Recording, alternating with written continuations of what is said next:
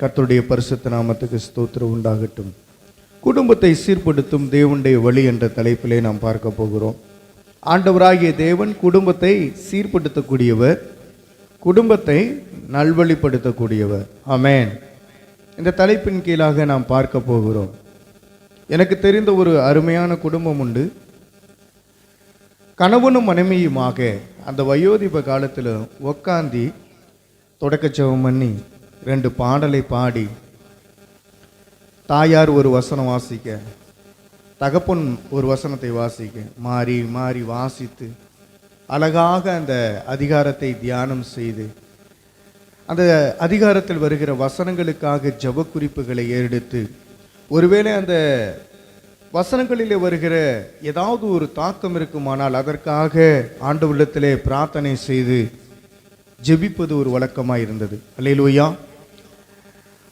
வசனம் ஒரு மனிதனோடு கூட பேசும். அந்த வசனம் அந்த ஐயாவோடு பேசும் பொழுது அவர் குமரி குமரி அழுவதை நான் பார்த்திருக்கிறேன். ஐயோ, இவ்வளவு தூரம் நான் பாவம் செய்திருக்கிறேனே, இந்த வயோதிப காலத்திலும் கூட எனக்கு தெரியாமல் போயிடுச்சு, யாரும் எனக்கு சொல்லித் தரலையே அப்படின்னு அந்த வசனத்தை வாசித்து வாசித்து தேமி தேமி அழுத நபர் உண்டு. அருமையானவர்களை, அவர்களெல்லாம் பார்க்கும் பொழுது அவங்க உள்ளத்தில் இருக்கிற காரியத்தை நான் புரிந்து கொண்டேன். தேவனுக்காக ஒரு பக்தி வைராக்கியம் எவ்வாறு அவர்கள் பாராட்டுகிறார்கள்.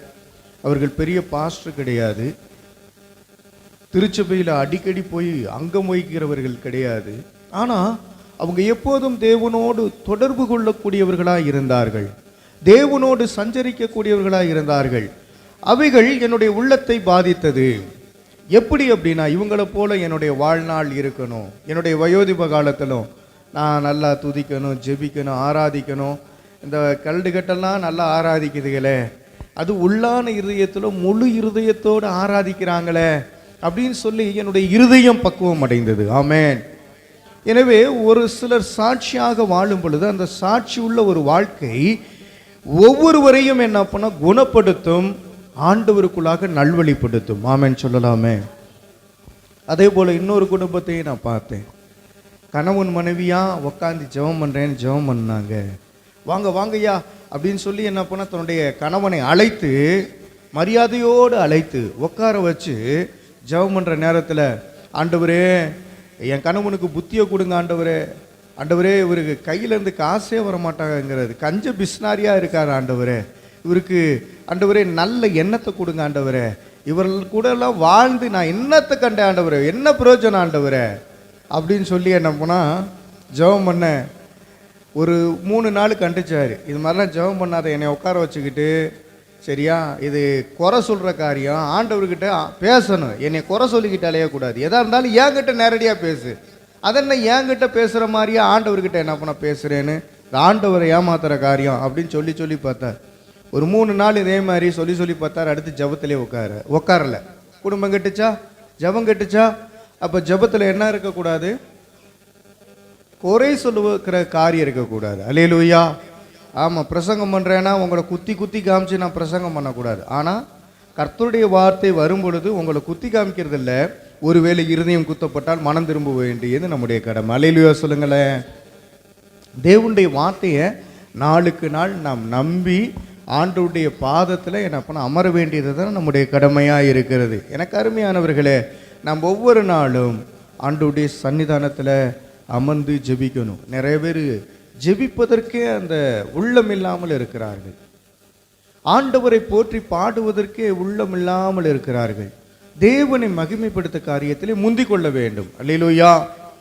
தேவனுடைய நாம மகிமைப்படட்டும். யோசுவா 24ஆம் அதிகாரம் அதனுடைய 15வது வசனத்தை நாம் மையமாக வைத்து பார்க்க போகிறோம். நானும் என் வீட்டாரும் என்றால் கர்த்தரையே சேவிப்போம் என்று சொல்லி அருமையான யோசுவா சொல்லுகிறார். யோசுவா ஒரு யுத்த வீரனாக இருந்தார், ஒரு யுத்த புருஷனாக இருந்தார். ஆண்டவருக்காக அந்த குடும்பம் விளங்கியது, ஆண்டவருக்காக குடும்பம் நல்வழிப்படுத்தப்பட்டது, கர்த்தரால் நல்வழிப்படுத்தப்பட்டது. தேவநாம மகிமைப்படட்டும். இன்றைய நாளிலே அறிமுகத்தை நாம் பார்க்க போகிறோம். இன்றைய உலகிலே பல குடும்பங்கள் வெளிப்படையாக நன்றாக தோன்றினாலும் மனதுக்குள்ளே கவலையாக இருக்கிறார்கள். வெளிப்புறத்திலே நன்றாக இருப்பது போல பாவனை செய்கிறார்கள், ஆனால் உள்ளத்திலே கவலை, சண்டை, பணத்தால் ஏற்படும் பதட்டம், புரியாமை இவைகளின் நிமித்தமாக நிறைந்து குடும்பத்தை கெடுத்து கொண்டிருக்கிறார். குடும்பம் என்பது கர்த்தரால் உண்டு பண்ணப்பட்டது. அந்த குடும்பத்தை சிதைப்பது யார்? அந்த குடும்பத்தை யார் கட்டுவது இல்லை?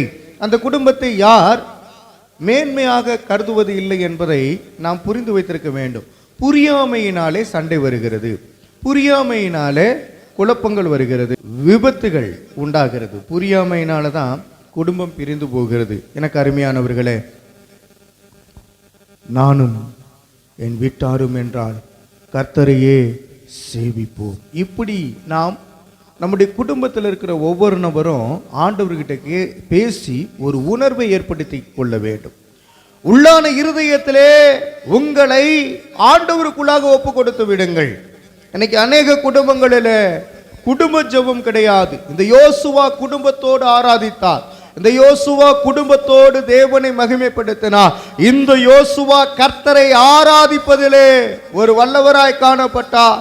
எப்படிப்பட்ட சூழ்நிலை இருந்தாலும், பெரிய யுத்தமே வந்தாலும், அந்த யுத்தத்தின் நடுவிலும் கூட கர்த்தரை மகிமைப்படுத்தின ஒரு மாபெரும் மனிதனாய் அவர் காணப்பட்டார். யோசுவாவை பொறுத்தவரையிலும் அவர் இளைஞனாவே காணப்பட்டார். 80 வயது இருந்த போதிலும், 80 வயதாக இருந்த போதிலும் அவர் 40 வயது உள்ள இளைஞனை போல எல்லா வேலைகளையும் செய்தார். காரணம், தேவனை மகிமைப்படுத்தினார். அவருடைய உள்ளம் கர்த்தரையே சார்ந்திருந்தபடியினாலே இளமை உண்டானது. அவர் கர்த்தரையே போற்றி துதித்ததினாலே அவருக்குள்ளே மகிமையுள்ள காரியம் உண்டானது. அல்லேலூயா சொல்லலாமே. இன்னைக்கு குடும்பங்களிலே ஒருவரை ஒருவர் பதட்டமாய் பார்க்கிறார்கள். பிள்ளைகள் என்ன பண்ணா, ஐயோ அப்பா வராரு, ஓடு ஓடு ஓடு, திட்டுவாரு, அடிப்பாரு. மனைவி என்னன்னா, ஐயோ வந்துட்டானா, ஓடு ஓடு ஓடு அப்படின்னு சொல்லிட்டு அவரை கண்டுக்காத மாதிரி ஏதாவது வேலையில் என்ன பண்ணா ஈடுபடுகிறார்கள். காரணம் என்னன்னா, அந்த தகப்பன் ஏதாவது ஒன்று கண்டிப்பார். அருமையானவர்களே, நன்றாக கவனிங்க. உங்கள் வீட்டில் என்ன பண்ணா சுத்தம் என்பது வேணும். அல்லேலூயா. நம்ம பரிசுத்தமாக வாழ்கிற ரைட்டு. ஒரு சில வீடுகளுக்குள்ளே போனோம்னா சுத்தமாகவே இருக்கிறது இல்லை. வீடு என்ட்ரன்ஸில் கோழிப்பீ இருக்கும், கூட்டுறது கிடையாது. வீட்டையே என்ன பண்ணால் கூட்டுறது கிடையாது, வாசலை கூட்டுறது கிடையாது, ஒற்றை அப்படியே கிடைக்கும். ஜன்னலில் இருக்க அந்த தூசிகள் என்ன பண்ணால் துடைக்கிறது கிடையாது. கணவனோ மனைவியோ என்ன பண்ணால் செய்ய வேண்டியதுதான். ஆனால் அதிகமான கவனம் யார் செலுத்தணும்னா மனைவி தான் வீட்டில் இருக்கவங்க செலுத்தணும். அல்லேலூயா. உங்கள் வீட்டில் நீங்கள் துடைக்கிறீங்களா, கூட்டுறீங்களா? நீங்கள் பார்க்குறீங்க. நிறைய இடங்களில் பாருங்கள், துணி அப்படியே போட்டு வச்சுருவாங்க. அது என்ன பண்ணால் வாடை வீசிக்கிட்டு இருக்கும். அதை எடுத்து மடிக்கிறது கிடையாது, தூய்மைப்படுத்துறது கிடையாது. அருமையானவர்களே, நம்முடைய வேலை என்ன அப்படின்னு கொஞ்சம் பார்க்கணும். குடும்பத்தில் ஒற்றுமை என்ன பண்ணால் இருக்கணும். அல்லேலூயா. குடும்பத்தில் என்ன இருக்கணும்? ஒற்றுமை என்ன பண்ணால் இருக்கணும். கர்த்தர் நாம மகிமைப்படட்டும். சங்கீதம் 127 1 3 முடிய உள்ள வசனங்களை நீங்கள் வாசிக்கும் போது அவைகளிலே பல அர்த்தங்கள் என்ன பண்ணால் இருக்கிறது.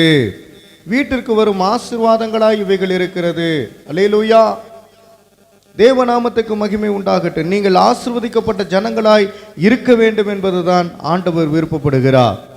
சங்கீதம் 127 1 சொல்லுகிறது, கர்த்தர் வீட்டை கட்டாராகில் அதை கட்டுகிறவன் பிரயாசம் விருதா. கர்த்தர் வீட்டை கட்டாராகில் என்று சொன்னால் கட்டடத்தை கட்டுறது கிடையாது, வீட்டை கட்டுறது. அல்லேலூயா. ஆதாமையும் ஏவாளையும் ஆண்டவர் ஒரு குடும்பமாக கட்டினார். நிறைய பேர் என்ன நினைக்கிறாங்க, இந்த வீடை கட்டுறது அப்படின்னு ஒட்டியுமே நேராக என்னன்னா ஒரு வீடு பிரதிஷ்டையின் போது இந்த வசனம் வாசிக்கப்படுது. வீடு பிரதிஷ்டை பண்ணுறதுக்கு இந்த வசனத்தை எடுத்து வாசித்துருவாங்க. நல்ல கவனிங்க. கர்த்தர் வீட்டை கட்டாராகில் அதை கட்டுகிறவனுடைய பிரயாசம் விருதா. அப்போ நீங்கள் கர்த்தருக்குள்ளாக இருந்தால் தான் அந்த வீடு கட்டப்படும். அல்லேலூயா. உங்களுடைய முயற்சிகள் தோற்று போகிறது எதற்காக என்று சொன்னால் கர்த்தர் இல்லாமல் செயல்படுகிற காரியத்தினாலே தோற்று போகிறது. சங்கீதம் 127 2 சொல்லுகிறது, கர்த்தர் நகரத்தை காவாராகில் காவலாளர் விழித்திருக்கிறது விருதா. அது வீணாய் போயிடும். நீங்க விழித்திருக்க வேண்டும், ஜாக்கிரதையா இருக்க வேண்டும். கர்த்தர் உங்களை பாதுகாக்கிறார், வேலி அடைத்து பாதுகாக்கிறார், உங்கள் இருதயத்திலே அவர் வாசம் பண்ணுகிறார். எனவே குடும்பம் கட்டப்பட்டு இருக்கிறது. கர்த்தரை உங்களுக்கு எப்படி இருக்கிறார்? காவலாளராக இருக்கிறார். அவர் ஒரு வாட்ச்மேனை போல இருக்கிறேன் என்று சொல்லி உங்களுக்கு இருக்கிறார். அவரே வீட்டை கட்டுகிறவர், குடும்பத்தை கட்டுகிறவர். ஏன்னா பரலோகத்துக்கு நீங்களாம் வரலன்னு சொல்லி வரணும்னு சொல்லி அவர் ஆவல் உள்ளவராக இருக்கிறார். அதற்கு ஏற்றபடி நம்ம இருக்கிறோமா? சங்கீதம் 127:3 சொல்லுகிறது, வருத்தமாய் அப்பம் சாப்பிட மாட்டாய். நீ கர்த்தருக்குள்ளாக என்ன பண்ண இருக்கிறாய்? வருத்தமாய் அப்பம் சாப்பிடக்கூடாது. கர்த்தருக்கு பிரியமானவனுக்கு நித்திரை அளிக்கிறவர் அவர் தான். அல்லேலூயா. கர்த்தருக்கு காத்திருக்கணும், கர்த்தருடைய சமூகத்தில் இருக்கணும்.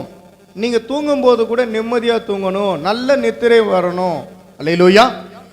இன்னைக்கு அநேகருடைய குடும்பங்கள்ல பாருங்க, சரியான தூக்கம் இல்லை, கவலையிலே படுத்து கிடக்கிறது.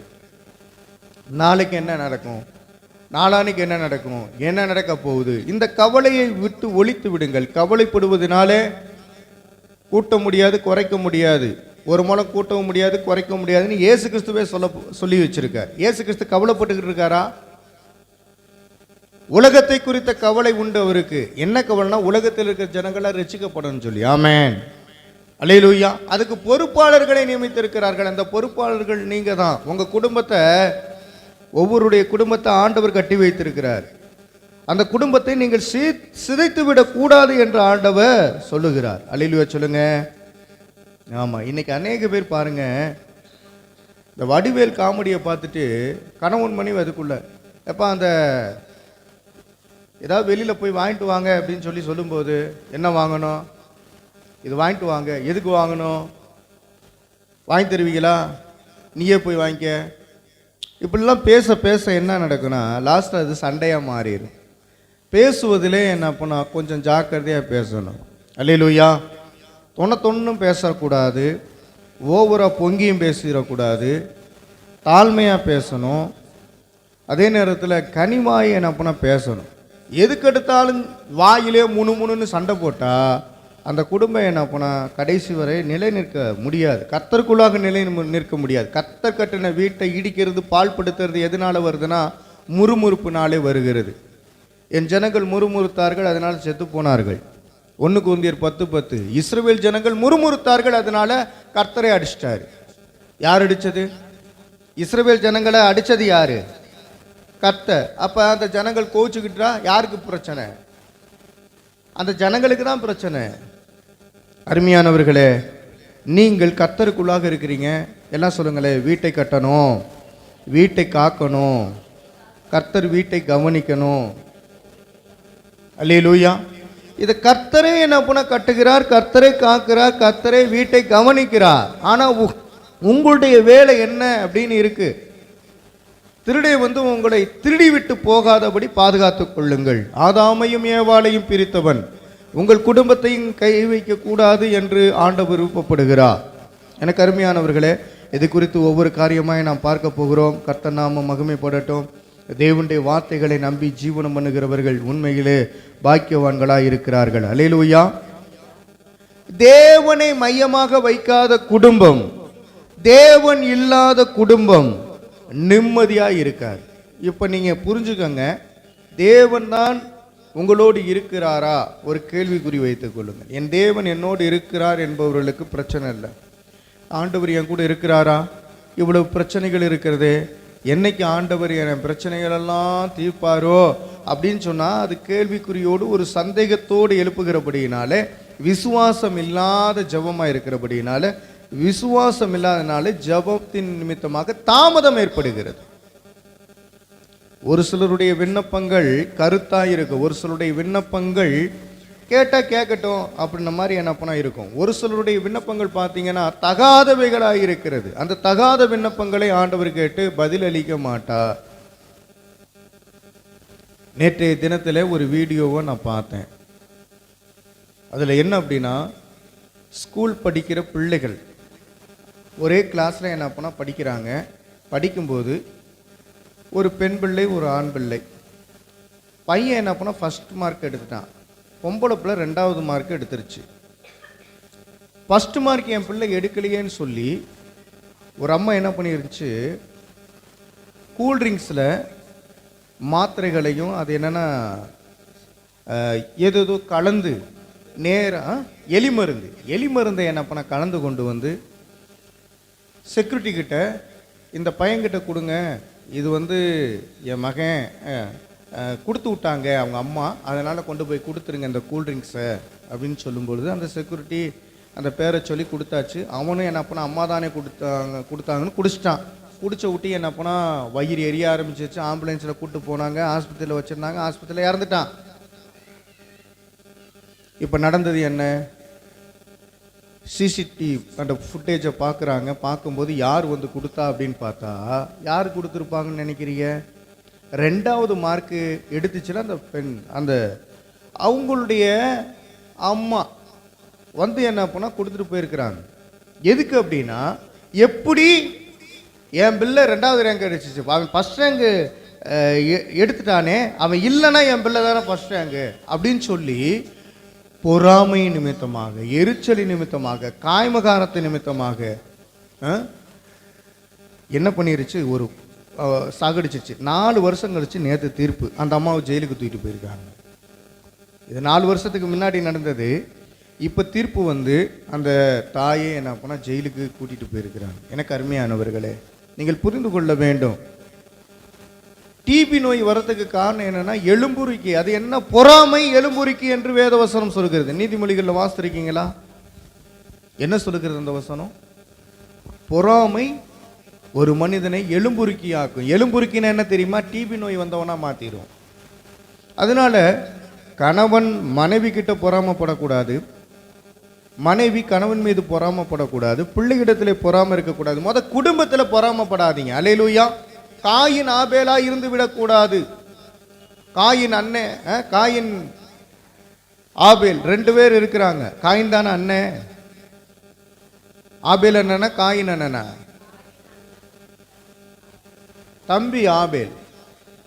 அப்ப காயின் அண்ணன். 2 பேத்துக்கு என்ன நடக்குதுன்னா பொறாமை.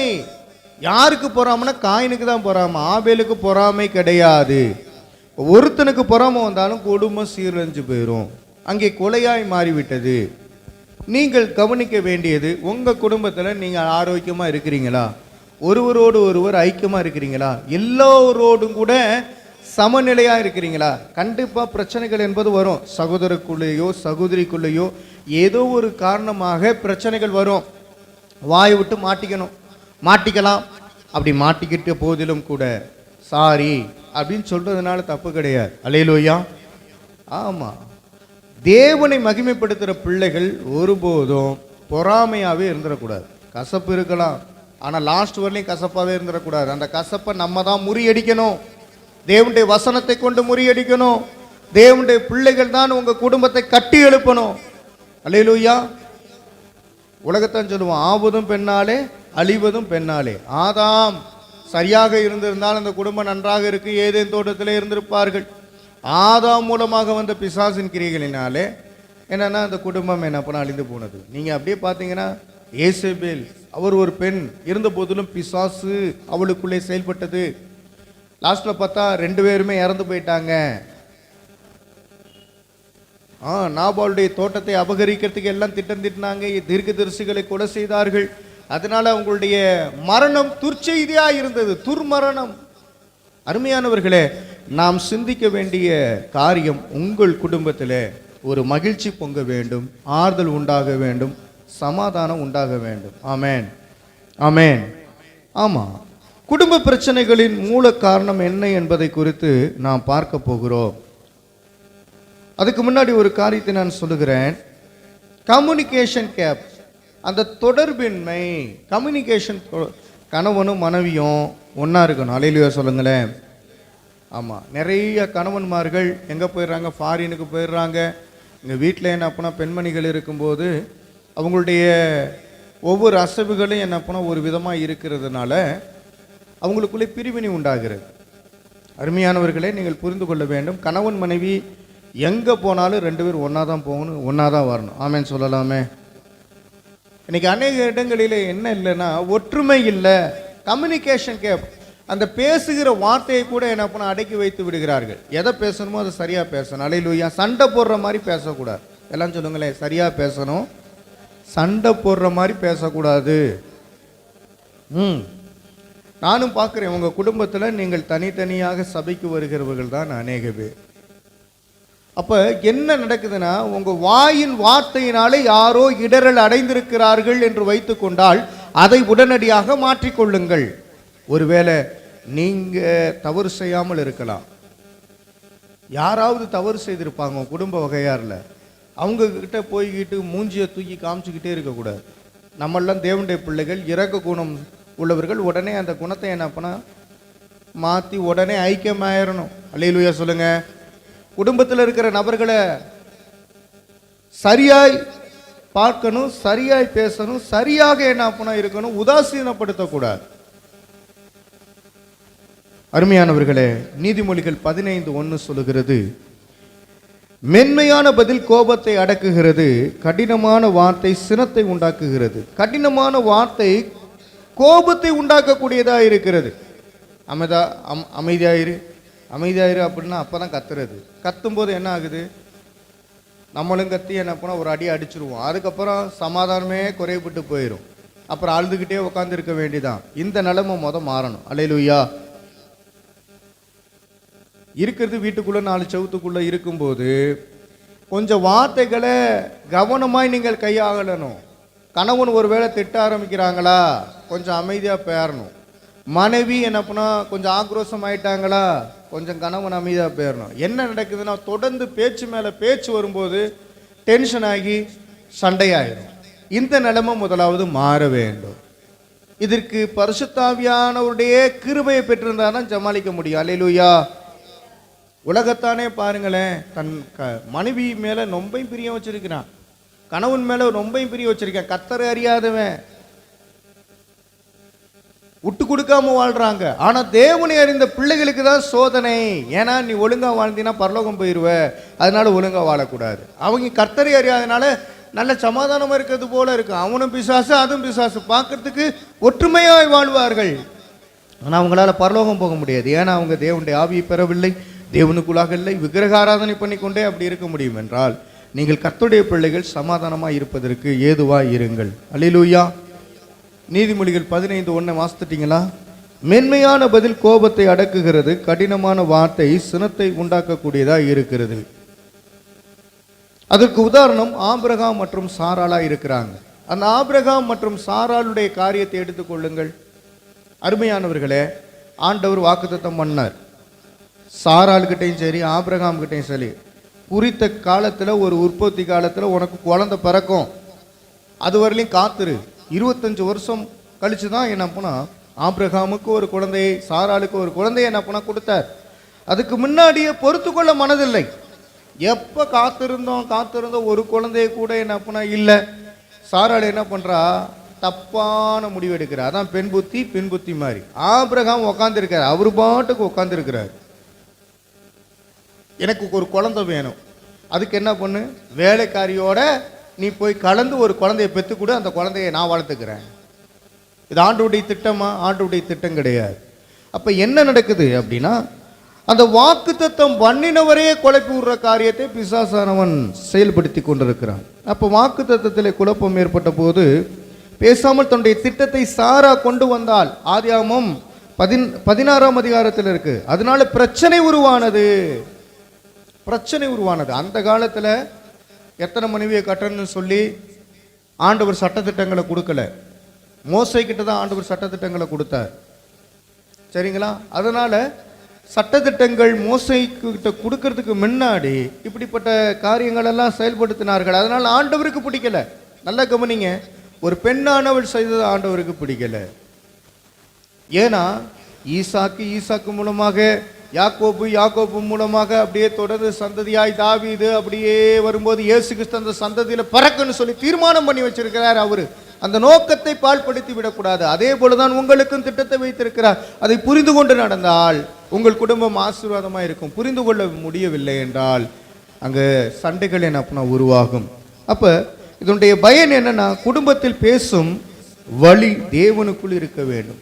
நீங்கள் என்ன பேசுகிறீர்கள் அப்படிங்கிறது தேவனுடைய வழியிலே காணப்பட வேண்டும் என்பது முக்கியமாக இருக்கிறது. ரெண்டாவது, குடும்பத்தில் சுயமோ பெருமையோ இருக்கக்கூடாது. ஈகோ தான் எல்லா காரணங்களுக்கும். என் பேச்சை கேளு. யார்? மனைவி.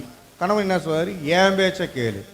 உக்காந்து தீர்மானம் பண்ணி எது நல்ல பேச்சோ, கர்த்தர் சொல்லுகிற வழி எதுவோ அதன்படி முடிவெடுத்து செய்வது நல்லது. ஆமென் சொல்லலாமே. பிலிப்பியர் 2ஆம் அதிகாரம் 3வது வசனத்தில், எதிலும் சுயநலத்தினாலோ வீணான புகழ்ச்சியினாலோ செய்யாதிருங்கள் என்று தெளிவாக சொல்லப்பட்டிருக்கிறது. எதையுமே எப்படி செய்யணும்? சுயநலமாய் செய்யக்கூடாது. எப்படி செய்யணும்னா சுயநலம் இல்லாமல் செய்யணும். அல்லேலூயா.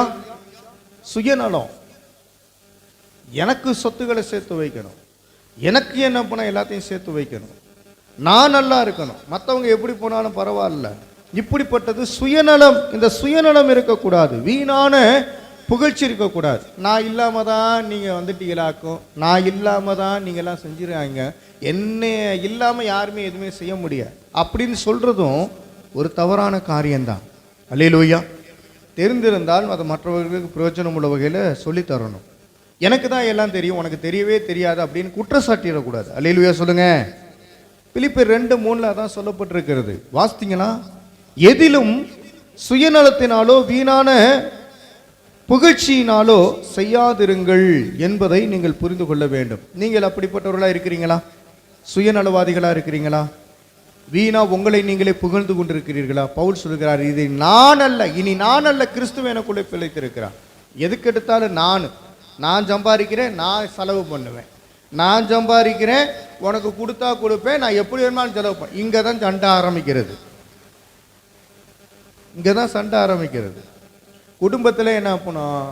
பணத்தை பொதுவாய் வைத்து அனுபவிக்க தெரிந்திருக்க வேண்டும். கணவனுக்கு தெரியணும் மனைவி என்ன செலவு பண்ணுறாங்கன்னு, மனைவிக்கு தெரியணும் கணவன் என்ன செலவு பண்ணுறாங்க.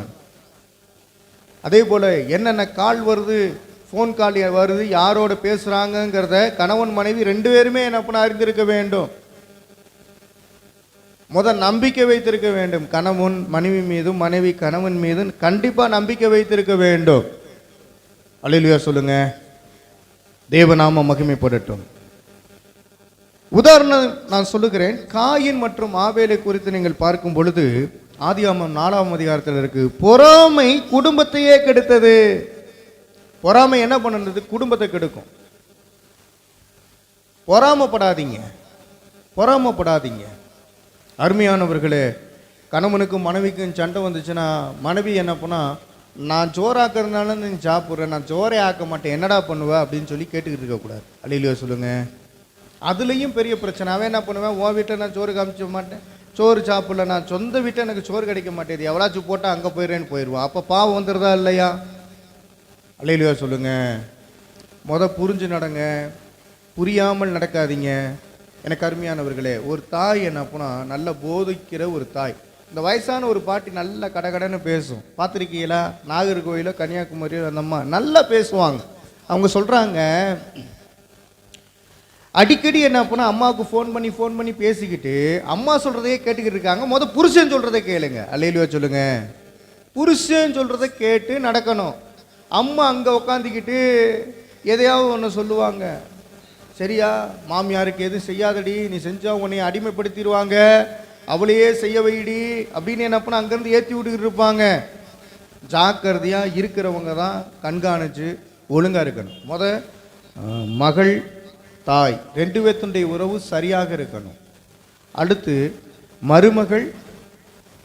மருமகளுக்கும் மாமியாருக்கு இடையே நல்ல உறவு இருக்கணும். அல்லேலூயா சொல்லுங்க. தேவநாம மகிமைப்படட்டும். இப்படி இருந்தாலே வாழ்க்கை நல்லா சிறப்படும், சீர்படும், நல்ல என்ன பண்ணா நன்மைகளை பெறும். அல்லேலூயா. அந்த தாய் என்ன பண்ண சொல்லும் பொழுது, பெண்களை, அதாவது திருமணம் முடித்த பிறகு தன்னுடைய மகளை கெடுக்கிறது யார் அப்படின்னா தாய் தான் அப்படிங்கிறாங்க. இன்னைக்கு அப்படிப்பட்ட பிரச்சனைகளை நானும் சந்தித்து கொண்டிருக்கிறேன். அந்த வீடுகளுக்கு போய் நானும் ஜெபம் பண்ணிட்டு வரேன். நம்ம சபைகளில் அப்படிப்பட்ட காரியங்கள் நடந்து கொண்டு இருக்கிறது. ஒரு குடும்பம் என்ன பண்ண பிரிந்தே இருக்கிறது. மகனுக்கிட்ட என்ன பண்ண பேசி, மகன்கிட்ட அம்மா பேசி மருமகளை எப்படி வைக்கணும் பாடுறா அப்படின்னு ஒடுக்க சொல்லிக்கிட்டே நசுக்க சொல்லிக்கிட்டே இருந்து அவன் என்ன பண்ணிட்டான், நான் என்ன பண்ண அம்மா வீட்டுக்கு போகிறேன்னு போய் உக்காந்துட்டான்.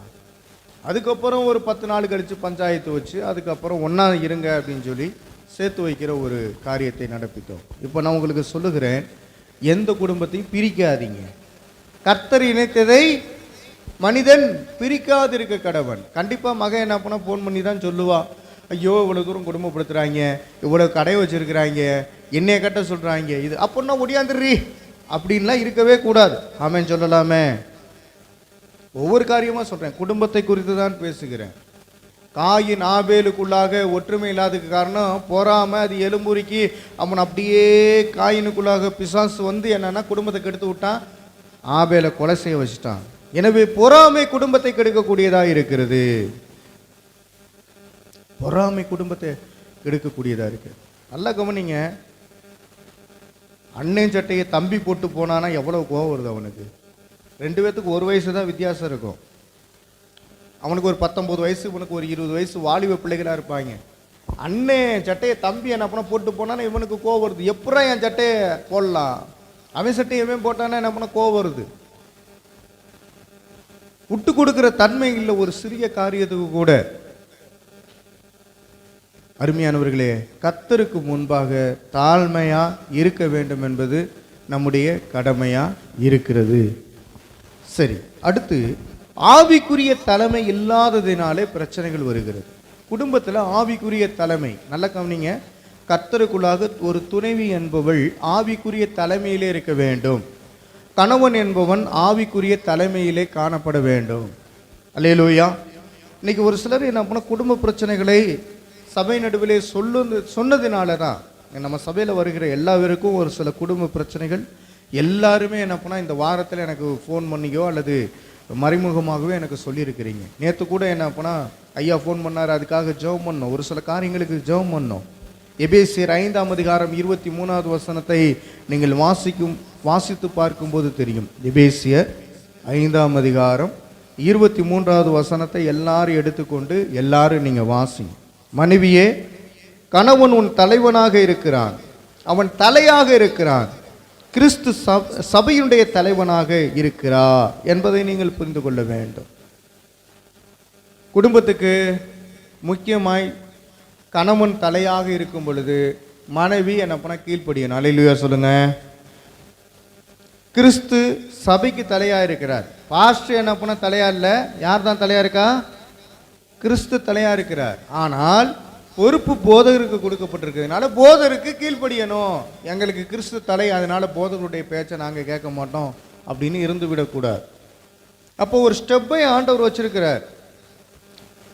பிதாவானவர், அவருக்கு கீழ்ப்படியக்கூடிய கிறிஸ்து சபைக்கு என்ன பண்ண தலைவராக இருக்கிறார்.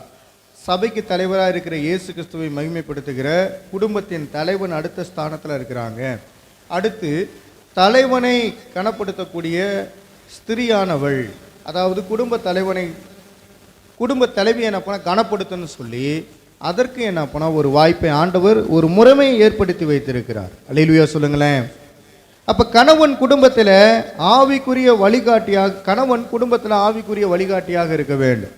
கணவன் சரியில்லாத போது அந்த குடும்பம் ஆவிக்குரிய வழிகாட்டுதலே இல்லாமல் போய்விடும். மனைவியானவள் எப்படி இருக்க வேண்டும்? கணவனுக்கு ஆதரவாக இருக்க வேண்டும். அல்லேலூயா சொல்லுங்க. நிறைய இடத்துல பாருங்க, நான் ஜெபம் பண்ணுற போகிற இடத்த பூராமே மனைவியானவர்கள் தான் அதிகமாக வருவாங்க. கணவனை குற்றச்சாட்டிக்கிட்டே இருக்குவாங்க. முந்தானத்துக்கு கூட மார்க்கெட்டுக்கும் பக்கத்தில் மழை பெஞ்சிருக்குன்னு ஒதுங்கியிருக்கேன்.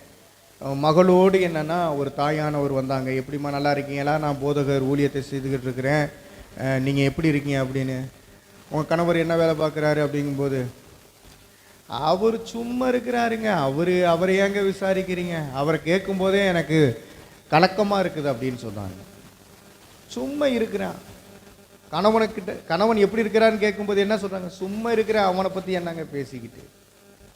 காரணம் என்னன்னா, அவன் குடிப்பான், வெறிப்பான், இன்னொரு மனைவியை அபகரித்து அங்கேயே என்ன பண்ண வாழ போயிட்டான். 2 வாலிப பிள்ளைங்க, 2 பேருமே காலேஜ் படிக்கிறாங்க. 3rd இயர் ஒன்று, 1st இயர் ஒன்று படிச்சுக்கிட்டு இருக்கிறாங்க. கஷ்டப்பட்டு தாயார் என்ன பண்ணால் அவங்க ஒரு வேலைக்கு போய் 2 பிள்ளைகளையும் படிக்க வச்சுக்கிட்டு இருக்கிறாங்க. அப்போ அந்த சூழ்நிலையில் அவன் சும்மாங்க, அவன் என்னங்க அப்படின்னு என்ன பண்ண சொல்ல ஆரம்பிச்சிட்டாங்க. சரி, உனக்காண்டி நான் ஜெபம் பண்ணிக்கிறேம்மா. அல்லேலூயா. அப்போ நிறைய பேருடைய குடும்பம் கெடுவதற்கு என்ன பண்ணால் இந்த நாட்களில் கணவன் அதிகமாய் பாவத்தை விழுந்து கிடக்கிறாங்க.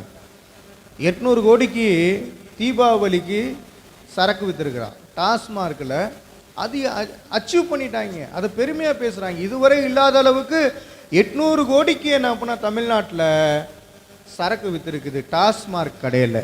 அதை பெருமையாக பேசுகிறாங்க. அப்போ குடிகாரர்கள் பெருகியிருக்கிறார்கள். குடும்பம் எப்படி நல்வழிப்படுத்தப்படும்? தேவனுடைய பிள்ளைகளே, நீங்கள் ஆராய்ந்து அறிந்து பாருங்கள். கர்த்தரை நீங்கள் மகிமைப்படுத்தக்கூடியவர்கள், கர்த்தருடைய பிள்ளைகளாக இருக்கிறபடினால உங்கள் குடும்பத்தில் உள்ள கணவனோ பிள்ளையோ யாரும் குடிக்க வைக்கக்கூடாது.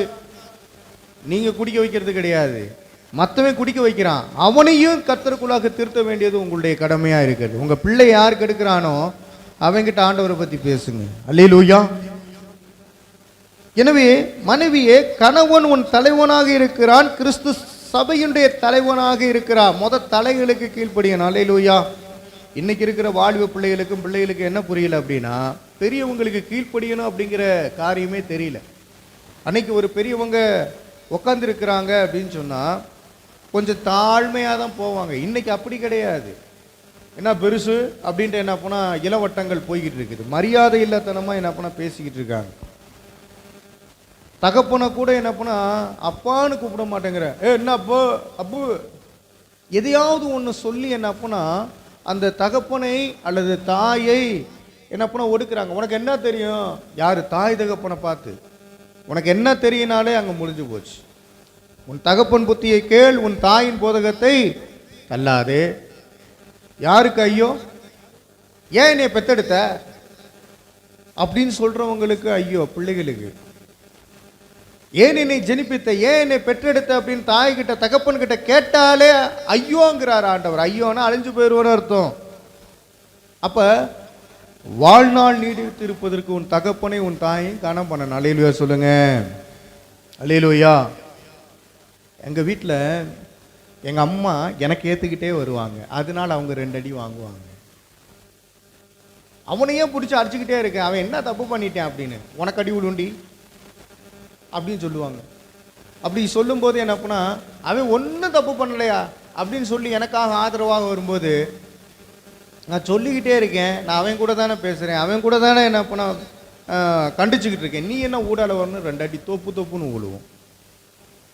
எனக்கு அருமையானவர்களே, சிந்தித்து பார்க்க வேண்டும். ஒரு பிள்ளையை கண்டிக்கும் போது அமைதியாக இருக்கணும்.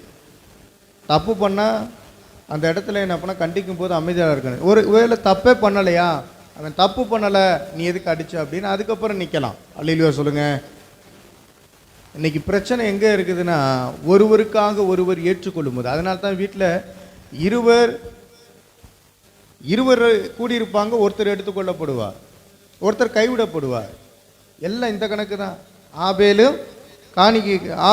காயின் கணக்கு தான்.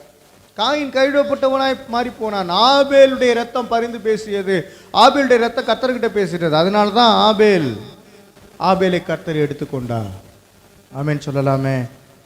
ஆபேல் நல்லவனாய் இருந்தான், கர்த்தருக்கு நல்ல பிரியமானவனாய் இருந்தான், கர்த்தருக்கு கொடுத்தான். மனைவியானவள் கண்டிப்பா கணவனுக்கு ஆதரவா இருக்கணும். அல்லேலூயா சொல்லுங்க. கணவன் கண்டிப்பா மனைவிக்கு ஆதரவா இருக்க வேண்டும். 2 பேரும் ஒருவர் சமாதானத்தோடு நடந்து கொள்வதற்கு கர்த்தர் துணை கொண்டு நடத்தப்பட வேண்டும். ஆமென். யாரும் உங்களை பிரிச்சிடாதபடிக்கு எச்சரிக்கையா இருக்கணும். பிள்ளைகள் கீழ்ப்படிந்தவர்களாக இருக்க வேண்டும். இதனுடைய பயன் என்ன அப்படின்னா, ஒழுங்குள்ள குடும்பம் தேவனின் ஆசீர்வாதத்தை பெற்றுக்கொள்ளும். ஒழுங்கான குடும்பம் தான் தேவனிடத்தில் ஆசீர்வாதத்தை பெற்றுக்கொள்ள முடியும். அல்லேலூயா.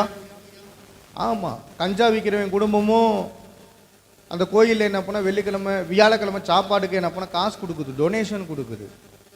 பேர்களை என்ன பண்ணால் பாவத்திலே வந்த சம்பளத்தை கொண்டு போய் கொடுக்கிறார்கள், உடனே அதை வாசிக்கிறார்கள். இவர்களுடைய உபயம், இன்னாருடைய உபயம் அப்படின்னு. மனம் திரும்பிட்டானா அவனுடைய காணிக்கை ஏற்புடையதா, அவனுடைய தசமபாகம் ஏற்புடையதா அப்படிங்கிறதையும் பார்க்கணும். இன்னைக்கு அநேகருடைய குடும்பம் சீரழிவதற்கு என்ன அப்படின்னா, சரியான ஒழுங்குமுறையான வாழ்க்கை இல்லாமையே. அதனால கொஞ்சம் கவனமாக இருங்க. சரி, குடும்ப காரியங்களை கையாளும் தேவ வழி என்ன என்பதை குறித்து பார்க்க போகிறோம். குடும்ப காரியங்களை கையாளு வழி என்ன வழி, எப்படி கையாளுவது? அருமையானவர்களே, மத்தேயு 18ஆம் அதிகாரம் 19வது வசனத்தை எடுத்துக்கொள்ளுங்க. பைபிளில் வசனம் 18, அதனுடைய 19வது வசனம். இருவர் ஒப்புக்கொண்டு எந்த ஒரு காரியத்தை கேட்டாலும் அது என் பிதாவினால் அவர்களுக்கு உண்டாகும் என்று ஆண்டவராகிய கர்த்தர் சொல்லுகிறார். 2 பேர் கூடி கேட்டா போதும், ஆண்டவர் கொடுத்துருவார். அப்ப கணவன் மனைவி 2 பேரும் கேளுங்க, உங்க குடும்பம் ஆசீர்வதிக்கப்பட்டிருக்கும். அங்கே குறைவுகள் இருக்காது, கடன் இருக்காது, பிரச்சனை இருக்காது, சமாதானம் உண்டாகும். 2 பேர் கூடி ஒருமனப்பட்ட ஆவியோடு என்ன பண்ண கேட்கணும். கணவன் மனைவியை குற்றப்படுத்தி விட்டு, மனைவி கணவனை குற்றப்படுத்தி விட்டு அங்கே உட்காந்துக்கிட்டு ஆண்டவரேன்னு கூப்பிட்டா ஆண்டவர் பதில் தர மாட்டார். அதனால தான் வெறுமணிக்கு ஆண்டவரே ஆண்டவரேன்னு சொன்னால் பரலோக ராஜ்யம் போக முடியாது. அதன்படி நடந்து கொள்ளுகிறவர்களாக இருக்க வேண்டும். மத்தேயு 18:19 எடுத்துக்கிட்டீங்களா? வாசித்து பாருங்க, அதில் என்ன இருக்குன்ட்டு. இருவர் ஒப்புக்கொண்டு எந்த ஒரு காரியத்தை கேட்டாலும் அது என் பிதாவினால் அவர்களுக்கு உண்டாகும். 2 பேர் ஒன்னா சேர்ந்து கேளுங்க. கணவன் மனைவியா உட்காந்து ஆண்டவர்கிட்ட கேளுங்க. தேவனுக்கு உகந்தது கேளுங்க. அருமையானவர்களே, கணவன் மனைவிக்குள்ளாக ஒற்றுமையா இருக்க வேண்டும். தேவ பிரசன்னத்தை உணர வேண்டும். தேவனுடைய ஆவியை உணர வேண்டும். அல்லேலூயா, அல்லேலூயா. இன்னைக்கு அநேக கணவர்கள் மனைவியை கெடுத்துக்கிட்டு இருக்கிறாங்க. என்னம்மா வேணும், ரொம்ப என்ன பண்ண அன்பா இருக்கிறதுனால அதை வாங்கிட்டு வாங்க, இதை வாங்கினு ஹோட்டல் சாப்பாடா வாங்கி கொடுக்க, லாஸ்ட்டாக என்ன பண்ண உடம்பு கெட்டு போயிடும். எனக்கு இந்த கடையில் இதை வாங்குங்க, அந்த கடையில் அதை வாங்குங்க, எது எது டேஸ்ட்டாக இருக்கு எல்லா கடையிலும் வாங்க. நல்லா சாப்பிட நோய் என்ன பண்ண அதிகமாக வந்து விடுகிறது. அருமையானவர்களே, அநேகருக்கு கொலஸ்ட்ரால், கெட்ட கொழுப்பு, இதெல்லாம் என்ன பண்ணால் எங்கேருந்து வருது? வெளியில் வாங்கி வாங்கி சாப்பிட்றதுனால. அவன் எப்படி செய்வானே தெரியல. வீட்டில் அருமையாக சாப்பிடுங்க, ஆண்டவர் உங்களை ஆசீர்வதிப்பார். அல்லேலூயா. என் மனைவியை நான் பாராட்டுகிறேன். காரணம் என்னென்னா, காலையில் எந்திரிச்ச ஊட்டியுமே எனக்கு டீ காஃபி வேணாம் அப்படின்ட்டேன். நெல்லிக்காய் ஜூஸ் போட்டு கொடுக்குறாங்க. அல்லேலூயா. காலையில் நல்ல உறவு, நெல்லிக்காய் ஜூஸ், அது உடம்பை என்ன பண்ணால் சீர்படுத்த நல்லா இருக்கும். அடுத்து அருகம்புல் என்ன பண்ண வாங்கிட்டு வந்தால் அதை ஜூஸ் போட்டு குடிக்க வேண்டியதான். அல்லேலூயா. தேவநாம மகிமைப்படுத்துவோம். நல்ல சத்துள்ள ஆகாரத்தை என்ன போனால் செயல்படுத்தணும். என் மனைவி கேட்டாங்க நேற்று, கஞ்சி செய்யட்டுமா அப்படின்னு. ஓகே, கஞ்சி செய்யுங்க. அந்த கஞ்சியில் என்ன பண்ண ஏதாவது போட்டு செய்வாங்க தெரியுங்களா? நிறையா கஞ்சி இருக்குது. வெங்காய கஞ்சி இருக்குது, கொள்ளு கஞ்சி இருக்குது, வெள்ளைப்பூடு போட்டு என்ன பண்ணால் கஞ்சி இருக்குது. இவங்க மிளகு சீரம்லாம் போட்டு ஒரு கஞ்சி ஏதோ வச்சுருந்தாங்க, நல்லா இருந்தது. அல்லேலூயா. கஞ்சி வைக்கிறேன்னு சொன்னாங்க. ரொம்ப ஆர்வமாக உட்காந்து சாப்பிட்டுக்கிறேன். அதில் கொஞ்சம் தயிர் ஊற்றி நல்லா சுட சுட இருக்கும்போது நல்லா என்ன பண்ண சாப்பிட்டேன். அது ஒரு சமாதானமாக இருந்தது. அல்லேலூயா. கஞ்சியாக குடித்தா கூட சமாதானம் குடும்பத்தில் காணப்படுவதற்கு நான் பிரயாசப்பட வேண்டும். அல்லேலூயா. எனக்கு ஆண்டவர் ஒரு அருமையான குணசாலியான ஒரு ஸ்திரியை கொடுத்திருக்கிறார். குணசாலியான ஸ்திரியை கண்டுபிடிப்பவன் யார்? ஆண்டவர் அருமையான மனைவியை என்ன பண்ணா கொடுத்துருக்காரு. நான் எட்டி உதச்சி என்ன பண்ண மூஞ்சியில் கால் வச்சு என்ன பண்ணிடக்கூடாது, அழித்திடக்கூடாது. அல்லேலூயா. நிறைய குடும்பத்தில் என்னென்ன இருக்குது, குணசாலியான ஸ்திரியாக தான் இருப்பாங்க. ஆனால் ஒரு சில நேரத்தில் யாராவது டென்ஷன் படுத்தி விட்டாங்கன்னா, கணவன் மனைவிமார்கள் ஒரு சில நேரத்தில் நல்லா இருப்பாங்க, திடீர்னு பார்த்தா பேய் பிடிச்ச மாதிரி லன்னு எதையாவது மனசில் வச்சுக்கிட்டு இது பண்ணுவாங்க. அப்போ என்ன பண்ணுவேன், கணவன் அமைதியாரு பொறுமையாரு அப்படின்னு பார்ப்பேன். அப்புறம் கன்னத்துலேயே அடிப்பேன், அல்லது என்ன பண்ணோம் காலை வச்சோ மிதிச்சு விடுவேன். அப்புறம் உட்காந்து அழுதுகிட்டு இருக்கிறது, யாரு என்னை அடிச்சு புட்டியா வச்சு புட்டியா அப்படின்னு பஞ்சாயத்தை கூட்டி குடும்பத்தை என்ன பண்ண பிரித்து விடுறவங்க நிறைய பேர் இருக்கிறாங்க. எனக்கு அருமையானவர்களே, அந்த லிஸ்ட் நம்ம வந்துடக்கூடாது. கணவன் மனைவிக்குள்ளே சண்டை நடக்காமலாம் இருக்காது. ஆனால் என்ன பண்ணணும், அதை அப்படியே ஆண்டவர்கிட்ட சொல்லி, ஆண்டவரே இந்த பிரச்சனை நடந்துருச்சு, இந்த பிரச்சனையிலேருந்து எனக்கு தீர்வு கொடுங்க ஆண்டவரேன்னு சொல்லி கேட்கணும். அல்லேலூயா. பாருங்கள், கணவன் மனைவியாக சண்டை போட்டவங்க பைபிள் வாசிக்க முடியாது, ஜெபம் பண்ண முடியாது, சபைக்கு கூட வர முடியாது. காரணம் என்ன அப்படின்னா, பல பிரச்சனை. அவங்க சரியாக இருந்தால் எதுக்கு மகன் அடிக்கிறான்? தாய் சரியாக இருந்துட்டாங்கன்னா மகன் அடிக்க மாட்டான். தாய் ஒரு சில நேரத்தில் மருமகளுக்கு விரோதமாக ஒரு கூட்டத்தை ஏற்படுத்தும் போது அங்கே என்னென்ன பிரச்சனை ஆகுது, மகன் என்ன பண்ணுறான், எதுக்கு நீ குடும்பத்துக்கு விரோதமாக எழும்புறன்னு சொல்லி அடிச்சு போட்டான். இது ஒரு சில இடத்துல நடக்குது. நம்ம சபையில் என்ன பண்ணால் அது மாதிரி நடக்கக்கூடாது. அல்லேலூயா சொல்லுங்களேன். அல்லேலூயா. சபைக்கு வரவங்களுடைய குடும்பத்தில் தான் நிறையா அது மாதிரி நடக்குது. அல்லேலூயா. கர்த்தர் நாம மகிமைப்படுத்தும். வாயை விரிவாய் திறக்கக்கூடாது. ஆனால் ஜெபம் பண்ணுறதுக்கு தான் உன் வாயை விரிவாய் தர. ஜெபம் பண்ணும்போது ஏன் உங்கள் வாயை என்ன பண்ணால் விரிவாய் திறக்க மாட்டேங்குது? பொதுவாக எல்லாம் உட்காந்து ஜெபம் பண்ணும்போது சோத்திர ஆண்டவரே ஆண்டவரே அப்பா சத்தமாக சபை அல்லேலூயா என்னமோ என்ன பண்ண முக்கி முணறி ஜெபம் பண்ற மாதிரி இருக்குது. ஆனா சண்டை வந்துச்சுன்னா பல்ல கடிச்சிட்டு ஏய் அப்படின்னு பெரிய சவுண்டா என்ன பண்ண வருது. இதெல்லாம் என்ன பண்ண மாத்திக்கணும். ஏன்னா அசுத்தாவிகள் உள்ள இருக்கிறதுனால ஜெபம் ஓட மாட்டேங்குது. என்ன சரியில்லாதனால அங்க ஜெபம் ஓட மாட்டேங்குது. அருமையானவர்களே, நீங்க தான் என்ன பண்ணா கொஞ்சம் ஜாக்கிரதையா இருக்கணும். அப்ப இந்த மத்தேயு 18:19 நீங்க வாசிட்டீங்கல்ல, இதுல நம்ம புரிந்து கொள்றது என்ன, 2 பேரும் ஒருமனப்பட்டு கேட்கணும் ஆண்டவர்கிட்ட. ஆமென். ஒருமனப்பாட்டின் ஆவிய 2 பேர்த்துக்கிட்ட வராதனால தான் ஆண்டவர் ஒரு சில காரியங்கள்ல சக்சஸா எதுவும் செயல்படுத்த மாட்டேங்கிறார். அவருடைய கரங்கள்ல இருந்து தானே வாங்கணும். ஒருமனப்பட்டா 2 பேரும் ஒருமனப்பட்டா அங்க வந்துடுறேன்னு ஆண்டவர் சொன்னாரா இல்லையா? ஒருமனப்பாடு ஆவியில கணவன் மனைவிக்க எதையாவது குத்தி குத்தி காமிக்கிறது, ஏதாவது என்ன பண்ண சண்டை போடுறது, இந்த காரியங்கள் முதலாவது எடுபட வேண்டும். அல்லேலூயா. அப்போ நீங்கள் புரிந்து கொள்ள வேண்டும். இதற்கு உதாரணம் யோசேப்பு மரியாள். இயேசு கிறிஸ்துவை என்றெடுத்த யோசேப்பு மரியாள் மத்தேயு 1ஆம் அதிகாரம் 20வது வசனத்திலும் 2ஆம் அதிகாரம் 13வது வசனத்திலும் நோட் பண்ணி வச்சுக்கோங்க. எதையும் செய்வதற்கு முன் தூதனிடமிருந்து வழிகாட்டுதலை அவர்கள் பெற்றார்கள். தேவனுடைய வழிகாட்டுதல் முக்கியம். அதுக்கு தேவதூதனையே ஆண்டவர் அனுப்பி வைத்தார்.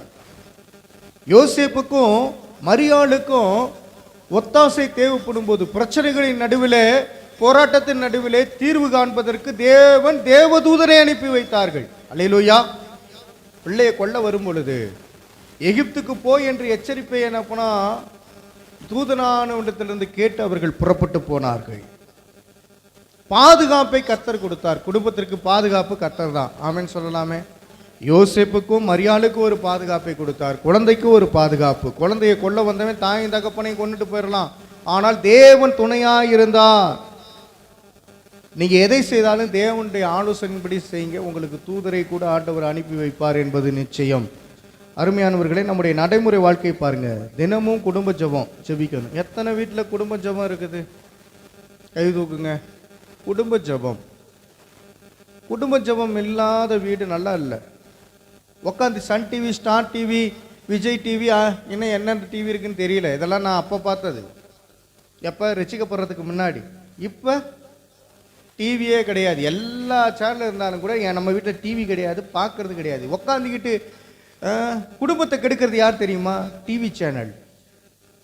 குடியை கெடுக்கும். குடும்பத்தை கெடுப்பது யார் யார்? Sun TV, Star TV, Vijay TV. அப்போ உங்கள் குடும்பத்தை கெடுக்கக்கூடிய டிவிகளை நீங்கள் பார்க்க வேண்டாம். அதில் என்ன தாக்கம் உருவாகுதோ அதுதான் உள்ளே வரும்.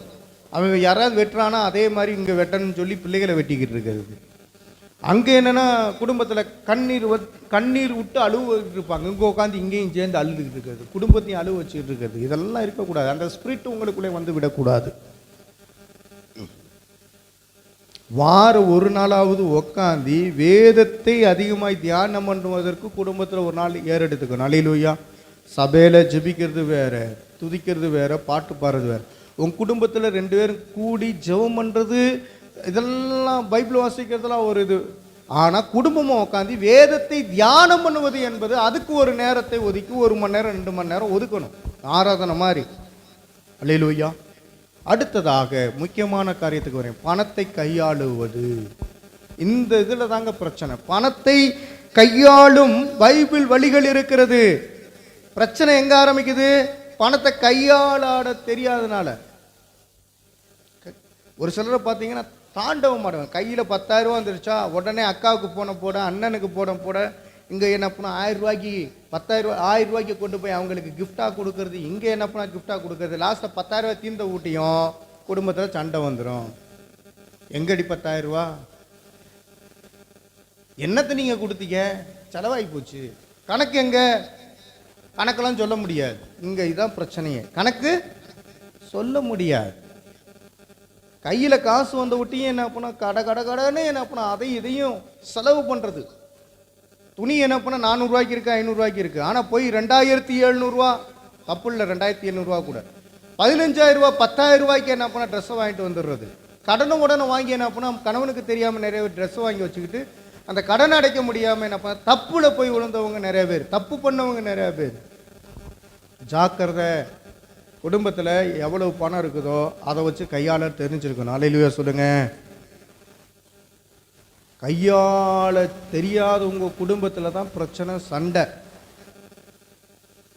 என்கிட்ட 200 தான் இருக்குது அப்படின்னா நான் பஸ் ஸ்டாண்டுக்கு போயிட்டு ஒரு 100 பொருளை நான் வாங்கிட்டு வரணும் அப்படின்னா நான் பஸ்ஸில் போகிறது நல்லது. அல்லேலூயா. பஸ்ஸில் 10 20 பொருள் 100 வாங்கிட்டு வந்துடலாம். முடிஞ்சுன்னா ஒரு ஜூஸு கூட இடையில ஒரு 30 குடிச்சிட்டு கூட மீதி 50 என்ன பண்ண கொண்டுட்டு வந்துடலாம். ஆனால் நான் ஆட்டோவில் தான் போவேன், ஆட்டோவில் தான் வருவேன்னா பஸ் ஸ்டாண்டுக்கு இங்கேருந்து போகிறதுக்கு ஆட்டோக்கு எவ்வளவு? இப்போல்லாம் 120 கேட்குறியா, 150 கேட்குறேன். வர்றதுக்கு எவ்வளவு? 150. கையில் இருக்கிறது எவ்வளவு? 200. பிரச்சனை ஆகி போச்சா? நீ போகலாம் 150 கொடுத்து, பொருளை 100 எப்படி வாங்குவ, எப்படி ரிட்டர்ன் வர முடியும்? அப்போ நிறைய பேர்த்தினுடைய பிரச்சனை என்னன்னா பணத்தை கையாள தெரியவில்லை. இன்னொன்று சொல்கிறேன், பணத்தை சேர்த்து வச்சு அவன் திருடுறதுக்கு என்ன பண்ண விட்டுறக்கூடாது. பணத்தை சேர்த்து வைக்கிறதுனால குடும்பத்தில் பிரச்சனை வருது, அது இருக்கக்கூடாது. சரியாக மெயின்டைன் பண்ணிட்டு போய்கிட்டே இருக்கணும். அல்லேலூயா. உங்கள் காணிக்கை பணத்தெல்லாம் தூக்கி நான் பேங்க்கில் போட்டு வச்சேன்னா என்ன ஆகும்? அந்த பணம் செலவு பண்ணுறதுக்கு ஊழியத்துக்கு கர்த்தர் நாம மகிமைப்படட்டும். இந்த வாரங்களில் என்ன பண்ண சரியான ஒரு ஊழியம் எனக்கு நல்லா உங்களை நினச்சி பார்த்தேன். உங்களை கை தூக்க சொன்னேன் என்ன போன வாரம், யார் யார் என்னோடு கூட என்ன பண்ண ஊழியத்துக்கு வர்றீங்க, ஒரு வேனை பிடிக்க போகிறேன் அப்படின்னு சொல்லி. ஆனால் யாருமே வரல. அதனால் Bible college student, Rockland Bible காலேஜிலேருந்து 4 பேர் அங்கேருந்து கூப்பிட்டு, அதுக்கப்புறம் இங்கே இருக்க ஒரு 6 போதகர்கள் ஒரு அம்மாவும் கூப்பிட்டுக்கிட்டு நேராக என்ன பண்ணால் தாடிக்கொம்பு ரோட்லேருந்து உள்ளே விட்டு வண்டியை அப்படியே வேடசந்தூர் போகிற ரோடு வழி ஏறக்குறைய 33 கிராமங்களை சந்தித்திருக்கிறோம். 1633 ட்ராக்ஸ் மேலே கொடுத்துருக்குறோம். 76 ஜப குறிப்புகள் என்னிடத்தில் இருக்கிறது. அதற்காக என்ன பண்ணால் ஸ்தோத்திரம் பண்ணி நானே ஜபம் பண்ணிகிட்டு இருக்கிறேன். அல்லேலூயா. எனக்கு அருமையானவர்களே, சொன்னதை என்ன பண்ணால் செய்யணும். உடனே இது யாருக்கு செலவு பண்ணுவாங்கன்னு செலவு குறித்து யோசனை பண்ணவே இல்லை. ஆனால் 2700 செலவாகி போச்சு. வண்டிக்கு பெட்ரோல் என்ன பண்ணால் அவங்களே போட்டு கொடுத்துட்டாங்க, எனக்கு பிரச்சனை இல்லை. ஆனால் என்னென்னா காலையில் எல்லா பாஸ்டும் வராங்க, 7 பேர்த்துக்கு என்ன பண்ணால் சாப்பாடு. ஒட்டஞ்சத்திரத்து இருந்தவர் இங்கே தான் வர சொன்னேன், எல்லாத்தையும் வர சொன்னேன்.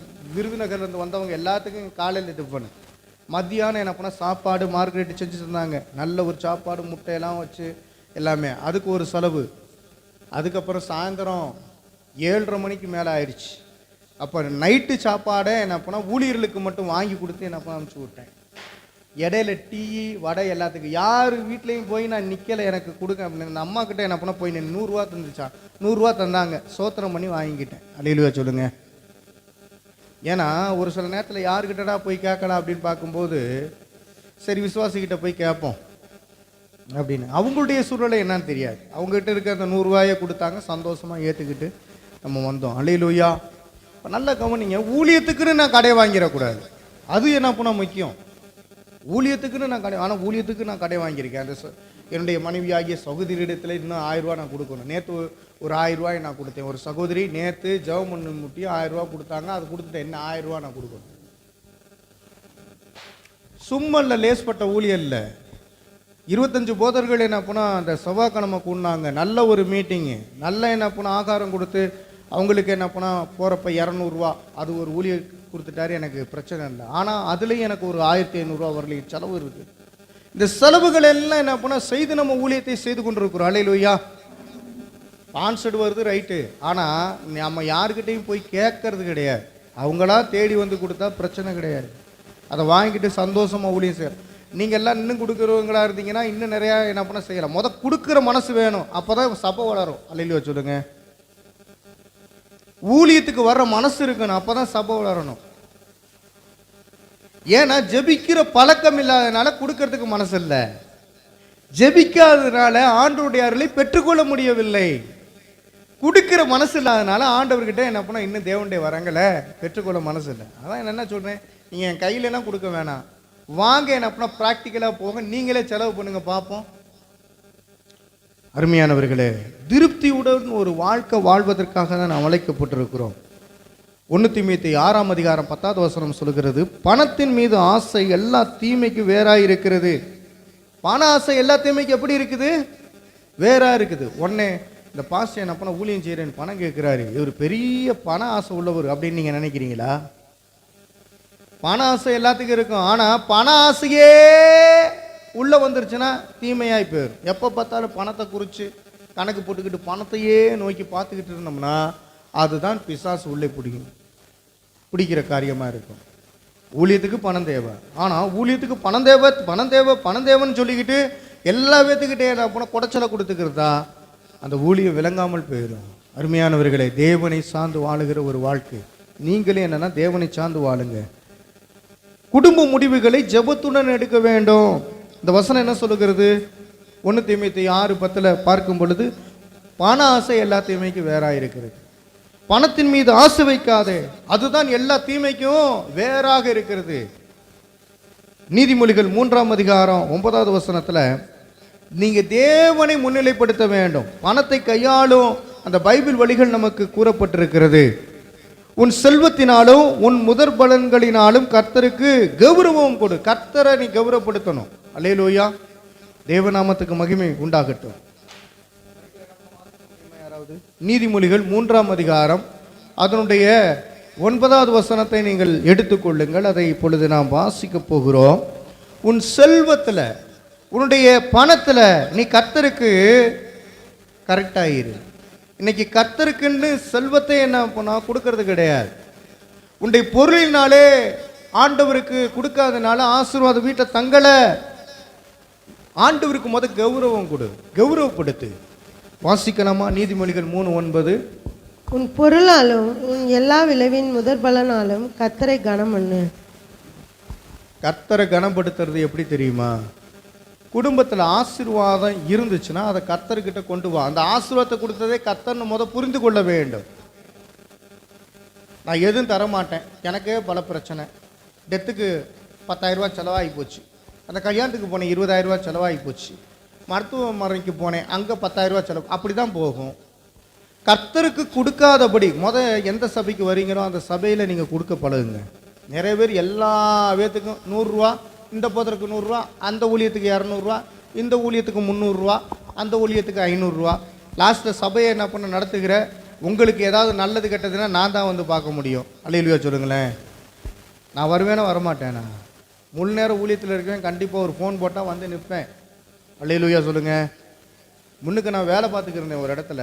ஒரு 7 வருஷத்துக்கு முன்னாடி ஒரு விசுவாசியினுடைய குடும்பத்தில் ஒரு டெத்து, என்னால் வர முடியல. ஆனால் இப்போ முழு நேரத்தில் இருக்கிறதுனால எப்போ வேணுமாலும் வந்துடுவேங்க, எதை விட்டுட்டு வேணுமாலும் வந்துடுவேங்க. அல்லேலூயா சொல்லுங்க. உங்களுக்கு நல்லதா கெட்டதா சபையில் என்ன பண்ண உங்களுக்காக ஜெபம் இருக்க முடியும். இங்கே என்ன பண்ண உங்களுக்கு எல்லா கனமும் ஆண்டவர் கொடுத்து வச்சிருக்கிறார். ஆனால் யாருன்னே தெரியாத ஒரு ஊழியர் வீட்டுக்கு வந்த ஒட்டியுமே உடனே பெரிய ஊழியக்காரனா 500 ரூபா கொடுக்க, 1000 ரூபா கொடுக்க, லாஸ்ட்டில் இந்த சபை என்ன பண்ண அப்படியே பால் போட்டு போய்கிட்டே இருக்க வேண்டியதான். ஏன் அப்படின்னா சபையை நேசிக்காத ஆள். நீங்கள் வர்ற சபையில் கர்த்தருடைய அன்பை சொல்லி கொடுக்குற ஆளுகிட்ட அன்பு வைக்கலாம், அப்புறம் என்ன அர்த்தம்? இங்கே நான் பார்க்கிறோம், உன் செல்வத்தினால பலன்களுடைய அந்த காணிக்கையை கர்த்தருக்கு கொண்டு வந்து கௌரவப்படுத்தணும். அல்லேலூயா சொல்லுங்க. அல்லேலூயா.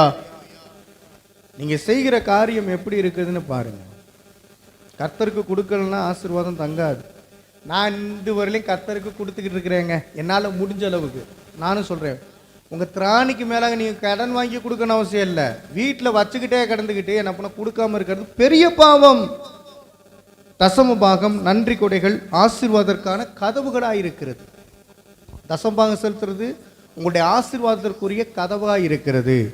நன்றி கொடைகள் செலுத்துவது உங்களுடைய ஆசீர்வாதத்தினுடைய கதவுகளாக இருக்கிறது. முதல் திட்டமிடுங்கள். அல்லேலூயா.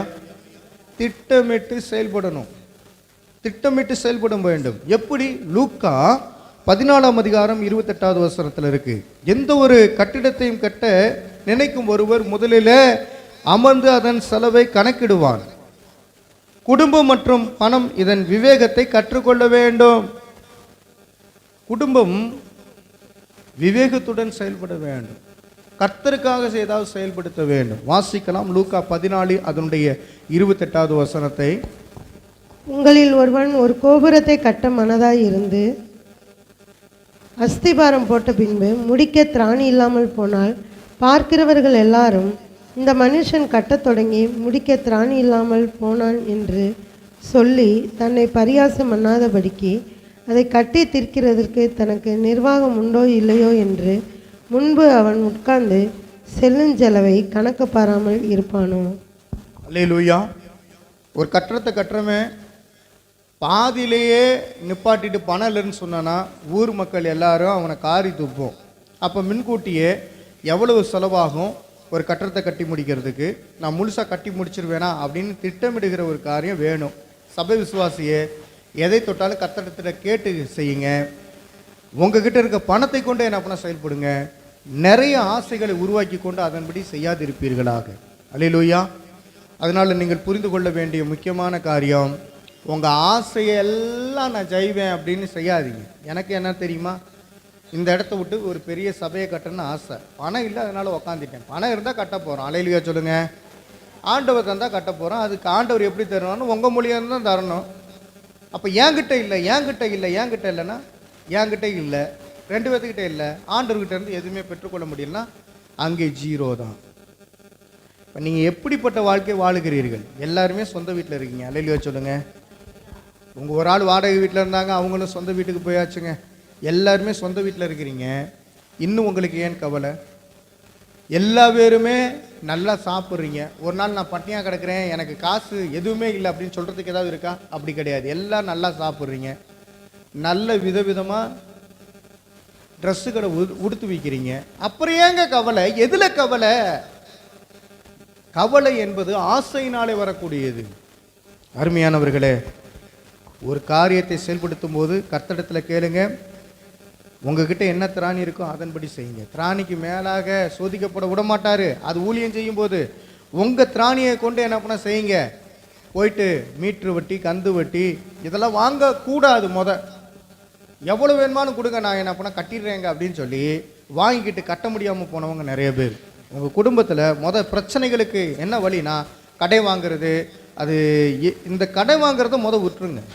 அடுத்து தேவையற்ற கடன்களை நீங்கள் தவிர்ப்பதற்கு ஒரு வசனத்தை சொல்கிறேன். நீதிமொழிகள் 22:7. தேவையற்ற கடன்களை நீங்கள் தவிர்த்து விடுங்கள். கடன் வாங்குகிறவன் கடன் கொடுக்கிறவனுக்கு சேவகனாக இருக்கிறான். சேவகனாக இருக்க நீ அவனுக்கு போய் பணிவிட செய்ய போறியா? கடை வாங்கிக்கிட்டு அவன் 4 மீதி மிதிக்கும் போதெல்லாம் அதை வாங்கிக்கிட்டு உட்காந்துருக்க போறீங்களா? அப்போ குடும்பத்தில் நீங்கள் முதலாவது கடன் வாங்கக்கூடாது. நீதிமொழிகள் 22 அதனுடைய 7வது வசனத்தில் இருக்கு. ஆசை அல்ல, தேவையை மட்டுமே முன்னிலைப்படுத்துங்கள். ஆசையை முன்னிலைப்படுத்தாதீங்க, தேவையை மட்டும் முன்னிலைப்படுத்தி அதன் மட்டும் செய்யறதுக்கு பாருங்க. நீதிமொழிகள் 22:7 வாசிக்கலாம். ஐஸ்வர்யவான் தரித்திரனை ஆளுகிறான், கடன் வாங்கினவனோ கடன் கொடுத்தவனுக்கு அடிமை. அல்லேலூயா. அப்போ திருப்தி உள்ள ஒரு வாழ்க்கை அடுத்து வாழணும்.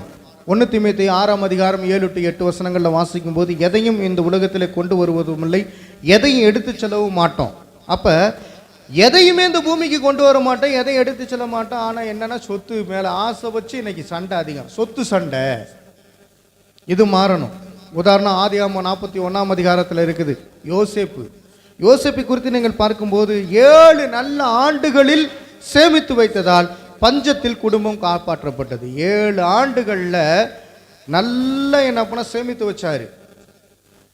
7 வருஷம் அடுத்து வர 7 வருஷம் பஞ்சமாக இருந்தது. அந்த பஞ்சத்தின் நாட்களிலே சேமித்து வைத்ததினாலே மீதி இருக்கிற 7 வருஷம் அதை என்ன பண்ண பயன்படுத்தி கொண்டார், குடும்பத்துக்கும் கொடுத்தார். அல்லேலூயா சொல்லுங்க. இன்னைக்கு உங்களை உதாசீனமாக எல்லாரும் நினைக்கலாம். எறும்பண்டையிலே போய் கற்றுக்கொள்ளணும். எதுக்கு? அது சேமித்து வைக்கிற காரியம். ஃபுல்லாக சேமித்து அப்படியே உட்காந்து வாங்குகிற சம்பளத்தை பூரா அங்கே சேர்த்து வச்சுக்கிட்டு இருக்கக்கூடாது. அல்லது கிடைக்கிற பணத்தை பூரா சேமித்து வச்சு என்கிட்ட ஒன்றுமே இல்லைன்னு இருக்கக்கூடாது. கர்த்தருக்கு செலவு பண்ணுறதை செலவு பண்ணணும், தரித்திரருக்கு செலவு பண்ணுறதை செலவு பண்ணணும், சேமித்து வைக்கிற கொஞ்சத்தை என்ன பண்ண சேமித்து வைக்கணும். இதெல்லாம் இருக்கு. வேதம் நமக்கு சரியாக போதிக்கிறது. பணத்தை எப்படி கையாள வேண்டும், அதை எப்படி செலவு பண்ண வேண்டும், எப்படி கடன் வாங்கக்கூடாது, எப்படி நான் உனக்கு ஆசீர்வாதத்தை தருவேன் என்று ஆண்டவர் சொல்லுகிறார். நல்ல யோசேப்பை போல வாழ்வதற்கு அந்த ஆவியை பெற்றிருக்க வேண்டும். பரிசுத்தாவி உங்களை வழி நடத்துவார். ஏன்னா ஆண்டவர் சொல்றதை யோசேப்பு செய்தார். யோசேப்புடைய சகோதரர்களுக்கும் தாய் தகப்பனுக்கும் சாப்பாடு போட்டவர் யாருன்னா யோசேப்பு. இதை முன்கூட்டியே சொன்னார், கேட்கல. ஆவியானவர் சொல்லுவதை என்ன பண்ண காதுள்ளவன் கேட்க கடவன். தாய் தகப்பன் கூட என்ன பண்ண அவமதிச்சாங்க. ஆனா அவன் உயர்வை யாராலும் கண்ட்ரோல் பண்ண முடியல. கர்த்தர் உயர்த்தி வைத்தார். உங்களுக்கு ஆண்டவர் உயர்வை கட்டளை இட்டிருக்கிறார். கட்டளை இட்டிருக்கிற தேவனை நீங்கள் நினைத்து பாருங்கள். தேவனுடைய ஆவி இல்லாமல் எதுவும் செயல்படுத்த முடியாது. அவருடைய அன்பு இல்லாமல் எதையும் செயல்படுத்த முடியாது. அருமையானவர்களே, தேவனுடைய ஆவி உங்களை வழிநடத்துவதாக.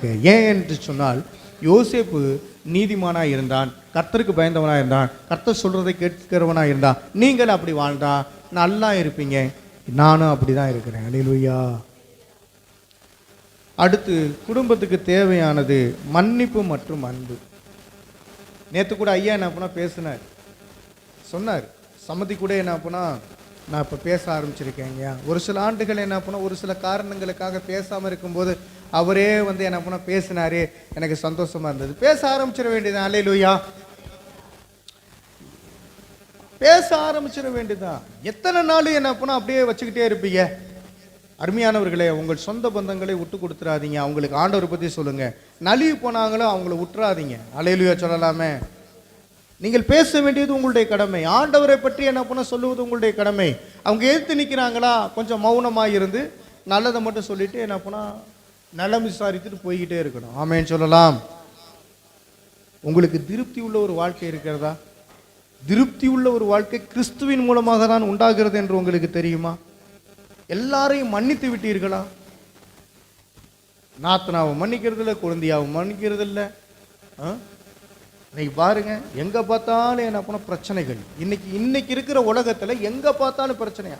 அவ செஞ்சிருக்கிற ஒரு சின்ன பாவத்தை நினைச்சுக்கிட்டு என்ன பண்ணிடக்கூடாது, குற்றஞ்சாட்டியே கொன்றக்கூடாது அவளை. ஆமேன்னு சொல்லலாமே. நேசிக்கிற ஒரு வாழ்க்கை. சண்டை வந்துருச்சா அன்னைக்கே சமாதானம் ஆயிரும், அடுத்த நாளே என்ன பண்ண சமாதானம் ஆயிரணும். அல்லேலூயா. இதான் குடும்பம்.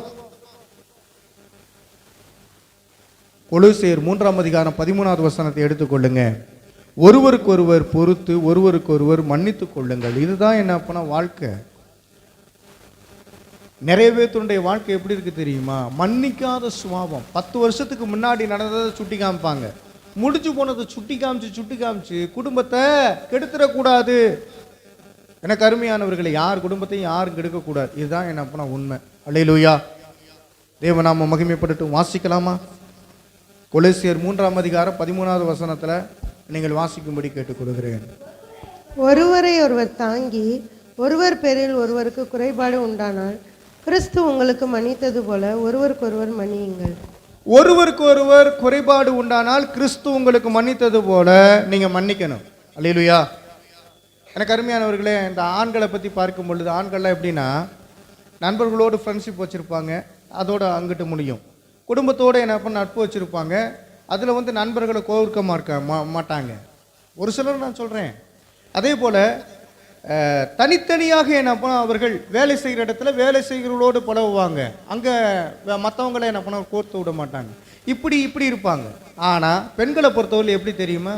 இந்த இடியாப்பம் புழிஞ்சு என்ன பண்ண ஒன்னோட ஒன்று கோர்த்துருக்கிற மாதிரி. ஒரு பிரச்சனை ஆயிடுச்சுன்னா நாங்கள்லாம் மறந்துடுவோம், ஆண்கள்லாம் மறந்துடுவோம். பெண்கள் எங்கேருந்து தூக்குவாங்க தெரியுமா? முன்னாடி இருந்து கல்யாணம் முடிச்சதுலேருந்து அப்படியே லைனாக வரும் பாருங்க. நமக்கு அந்த அப்பப்போ மறந்துடுறவன் ஆண்கள். சரிங்களா? சொல்லி காமிச்சு என்ன பண்ணால் அவன் சண்டை போட மாட்டான். ஆனால் சொல்லி காமிச்சு மனசுலையே வச்சு சண்டை போடுறது யாருன்னா பெண்கள் தான். அப்போ இப்படி பண்ண, இப்போ இப்படி பண்ண, நான் மறந்துட்டேன்டி அப்படி சொன்னாலும் கூட என்ன பண்ண கேட்கறது கிடையாது. அவங்கெல்லாம் எப்படி ஒன்னோட ஒன்று புழிஞ்ச மாதிரி. ஆனால் ஆண்கள் இட்லி மாதிரி தனித்தனியாக இட்லி கொப்பரில் என்ன பண்ணால் தனித்தனி இட்லியாக இருக்கிறதுனால வேலை, அதுக்கப்புறம் என்ன பண்ணால் குடும்பம், அதுக்கப்புறம் நண்பர்கள், வேற என்ன இருக்குது, இப்படி அவங்களுடைய குடும்பத்தினுடைய ஒர்க்கு தனித்தனியாக இட்லி மாதிரி.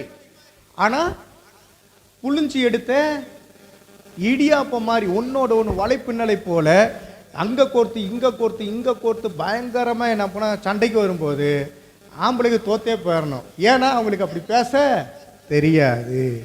அருமையான, ஏன்னா அவன் குடும்பத்தை கவனிக்கணும், வீட்டுக்கு தேவையானது வாங்கி போகணும், எல்லாமே செய்யணும். ஆனால் மனைவியானவர்கள் என்ன பண்ணுறாங்க, வீட்டு குடும்பத்தில் இருக்கிறவங்கன்னா செலவுக்கு கொடு, அதுக்கு கொடு, இதுக்கு கொடு, இப்படி தான். ஏன்னா மனசுக்குள்ளேயே பயங்கர போராட்டத்தோடு இருக்கிறதுங்க யார் தெரியுமா? வேலைக்கு போகாமல் வீட்டில் இருக்கிறவங்க. ஏன்னா அப்படின்னா அவங்க வீட்டு வேலையை செய்வாங்க, 10 நிமிஷம் தான் கேப் கிடைக்கும், படிப்பாங்க, அவங்களுக்கு என்ன செய்யறதுன்னு தெரியாது. அந்த நினைவுகள்லாம் வந்துட்டு போகும். வேலை செஞ்சுட்டாங்க அப்படின்னு சொன்னால் அந்த நினைவுகள்லாம் வராது. அந்த வேலை அதையும் பார்த்துட்டு அதை சிந்திக்கிறது கூட நினப்பு இருக்காது. இல்லைன்னா ஒரு காரியத்தை போட்டு சிந்திச்சு தலைவலி வந்து கொத்து தலைவலி, ஒத்த தலைவலி வந்து படுத்து கிடப்பாங்க. வீட்டில் அதிக நேரம் என்ன பண்ண கிடக்காதீங்க. அல்லேலூயா. என்ன அப்படி சொல்கிறேன்னு பார்க்குறீங்களா? போங்க, யாருக்கிட்டாவது பேசுங்க, ஆண்டோடைய அன்பை சொல்லுங்கள், வாங்க. எதை நினைத்து ஒரே கவலையோடு என்ன பண்ணோம், ஒத்த தலைவலி கொத்து தலைவலியோடு என்ன பண்ணோம் வாழ்ந்து நீங்கள் என்ன பண்ண செத்து போயிடாதீங்க, நல்லா இருங்க. அல்லேலூயா. யோசேப்பு தன் சகோதரர்களை மன்னித்தது போல நாம் மன்னிக்க வேண்டும். இது எங்கே இருக்குது? ஆதியாகமம் 52. யோசேப்பு தன்னுடைய சகோதரர்களை மன்னித்தானா இல்லையா? மன்னித்தார். வாசிங்க வேணாம். ஒருவருக்கொருவர் பொறுத்து இருக்கணும், ஒருவருக்கொருவர் மன்னிக்கணும்னு கொலைசியர் 3:13 வாசித்தோம். இப்போ ஆதியாகமம் 50:20. மன்னிப்பு குடும்பத்தை மீண்டும் கட்டக்கூடியதா இருக்கும்.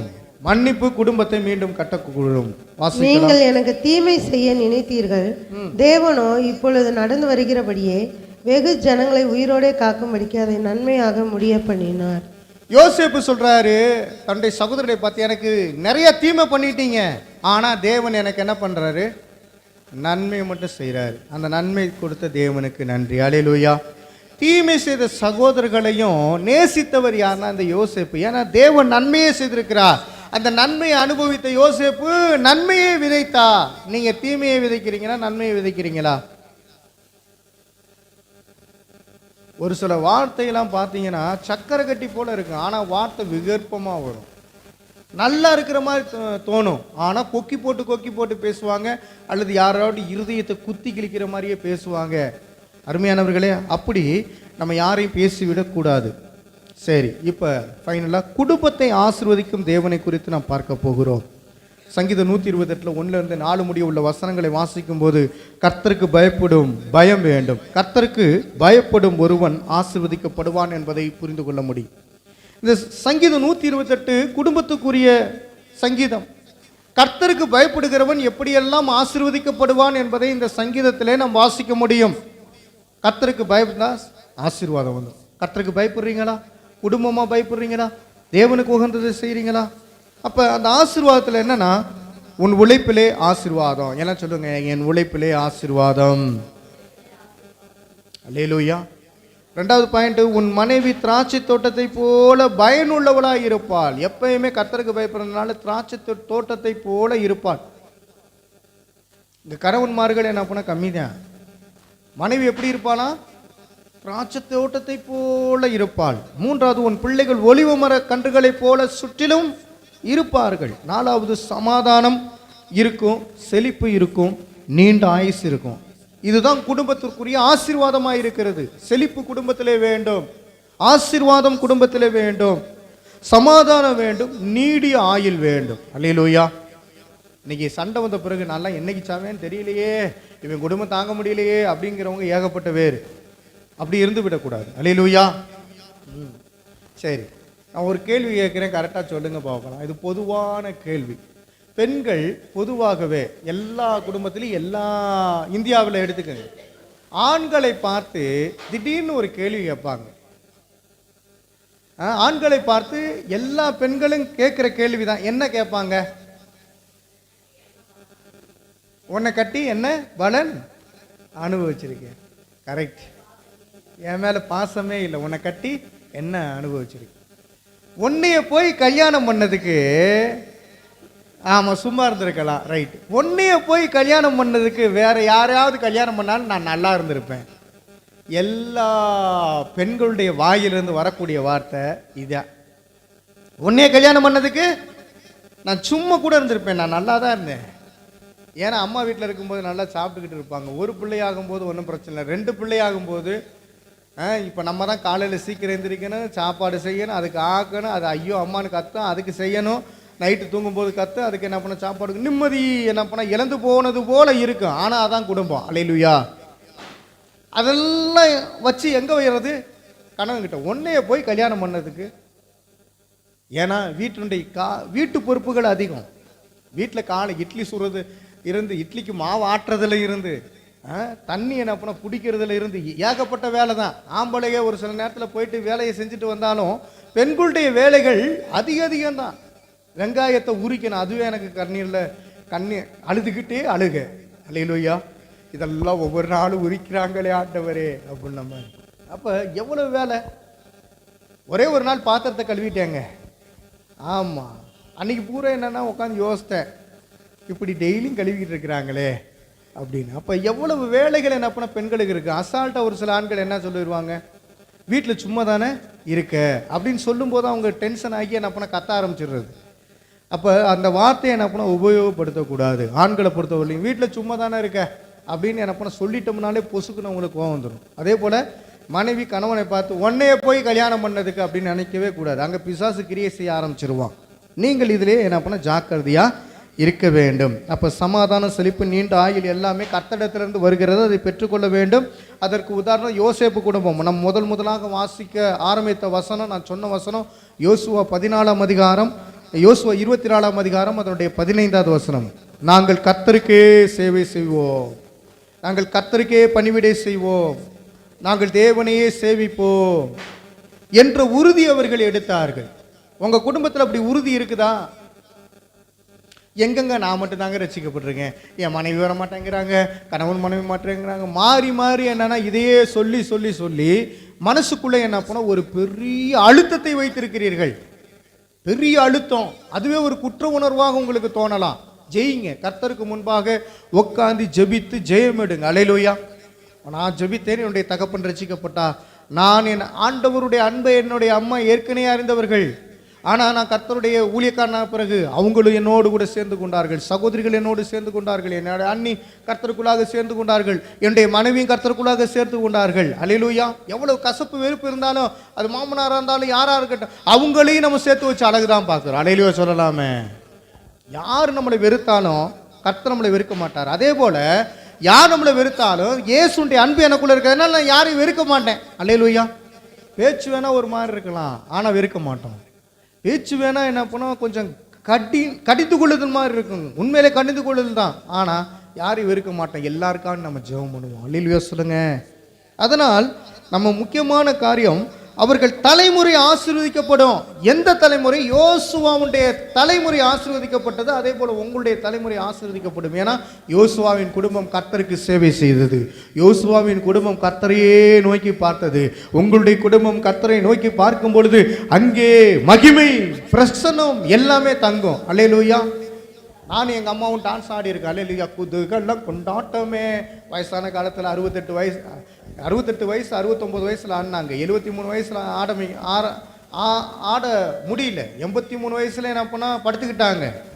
68 வயசில் அவங்க ஆடுறாங்க தங்களால் முடிஞ்ச அளவுக்கு. நான் என்ன பண்ண அப்படி ஆட்டத்தை போடுறேன். குதுகெல்லாம் கொண்டாட்டமே. எங்கள் அப்பா பார்க்குறாரு, இது வீடுன்னு நினைக்கிறீங்களா, என்ன நினைக்கிறீங்க அப்படின்னு. கர்த்தருக்குள்ளாக என்ன பண்ண மன மகிழ்ச்சியாக ஆடுறத பார்த்துட்டு வீடு நினைக்கிறீங்கன்னு அவர் சிரிச்சுக்கிட்டே போயிட்டார். அல்லேலூயா சொல்லுங்க. அங்கே கோவப்படலை, கோவம் வந்த மாதிரி இருந்தது. என்ன வீட்டுக்குள்ளே ஆடுறாங்களே, அப்போல்லாம் வீட்டில் ஆடக்கூடாது, தாளம் போடக்கூடாது, எதுவுமே பண்ணக்கூடாது. தாளம் போட்டால் என்ன சொல்லுவாங்க? அல்லேலூயா கூட்டம் சொல்லாம வீட்டில் தாளம் போட்டால் தருத்திர வரும்னு சொல்லுவாங்களா இல்லையா? கதவாட்டினா என்ன சொல்லுவாங்க? சண்டை வந்துடும் வீட்டில் அப்படின்னு சொல்லுவாங்க. அப்படிதான் எங்கள் அப்பா கதை வாட்டாதடா, எந்த ஜாமான தொட்டா அது தொடாதடா, வைக்காதடா, அப்படி தான் சொல்லி இருப்பாங்க. அப்போ வீட்டில் ஆட்டம் போட்டால் ஆடுகாடு கூட்டம் அப்படின்னு என்ன பண்ண சொன்னார். எந்த வேலை சிரிச்சுக்கிட்டே போயிட்டார். கர்த்தரை மகிமைப்படுத்துகிற காரியம். ஆமென்.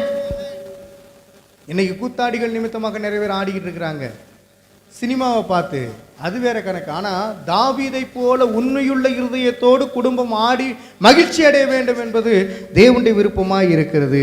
ஆமென் சொல்லலாமே. முடிவா நான் உங்களுக்கு வருகிறேன். சங்கீதம் 122:7 கர்த்தர் உன் வீட்டின் மேல் சமாதானத்தை நிலைநிறுத்துவார். அந்த வசனத்தை வாசிக்கலாம். சமாதானத்தை நிலைநிறுத்துகிறவர் கர்த்தர் தான். அது உன் குடும்பத்தில் தான் நிலைநிறுத்துவார். கவலைப்படாதீங்க. சண்டை என்ன பண்ண வரலாம், ஆனால் எப்பயுமே சண்டையாக இருக்கக்கூடாது. அதில் ஜாக்கிரதையாக இருங்க. சண்டை ஒரு சில நேரத்தில் வரும், அது குடும்பத்தில் வராமல் இருக்காது. இருந்தாலும் கர்த்தருக்குள்ளாக சரியான முடிவு பண்ணி சமாதானத்தை பெற்றுக் கொள்ளுங்கள். சங்கீதம் 122 அதனுடைய 7வது வசனத்தை வாசிக்கலாம். உன் அலங்கத்திற்குள்ளே சமாதானமும் உன் அரண்மனைகளுக்குள்ளே சுகமும் இருப்பதாக. உன் அலங்கத்துக்குள்ளே சமாதானம் இருக்கணும், உன் அரண்மனைக்குள்ளே சுகம் இருக்கணும். கணவன் மனைவி சுகமாக இருக்கணும். அல்லேலூயா. எனக்கு அருமையானவர்கள், இந்த செக்ஸுவல் ரீதியாக இருக்கும்போது வாரத்தில் 2 தடவையாவது செக்ஸ் வச்சுக்கிறது நல்லது தான். குடும்பம் அப்படின்னு சொல்லும்போது வேதத்தின் அடிப்படையில் நான் பார்க்கும் பொழுது அவங்க சந்தோஷமாக இருக்கிறத யாரும் கெடுத்துடக்கூடாது. அல்லேலூயா. இப்போ சங்கீதம் 127 சங்கீதம் 128 பூரா உன் சந்ததி ஆசீர்வதிக்கப்படும், அது திராட்சை தோட்டத்தை போல மனைவி இருப்பாள், ஒலிவு மலை கன்றுகளைப் போல உன் பிள்ளைகள் இருப்பார்கள். எல்லாமே ஆசீர்வாதம் தான். ஆனா எதுல பிரச்சனை அப்படின்னு சொன்னா, மன ரீதியாய் பிரச்சனை இருக்கும்போது அவர்கள் ஒன்றிணைய முடியவில்லை. இது ஒரு பெரிய பிரச்சனை.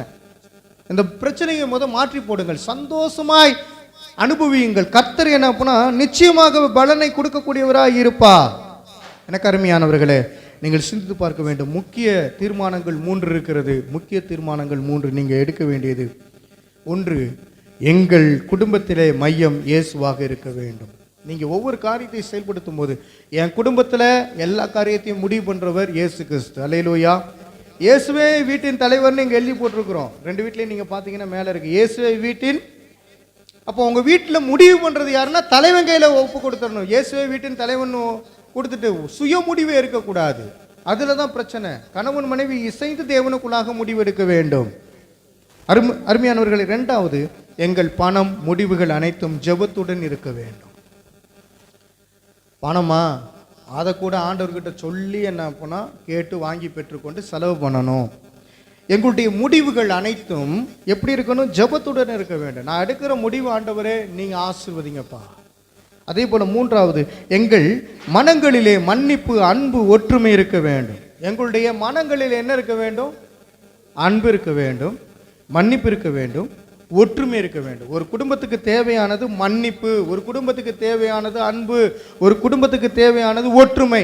அல்லேலூயா சொல்லுங்க.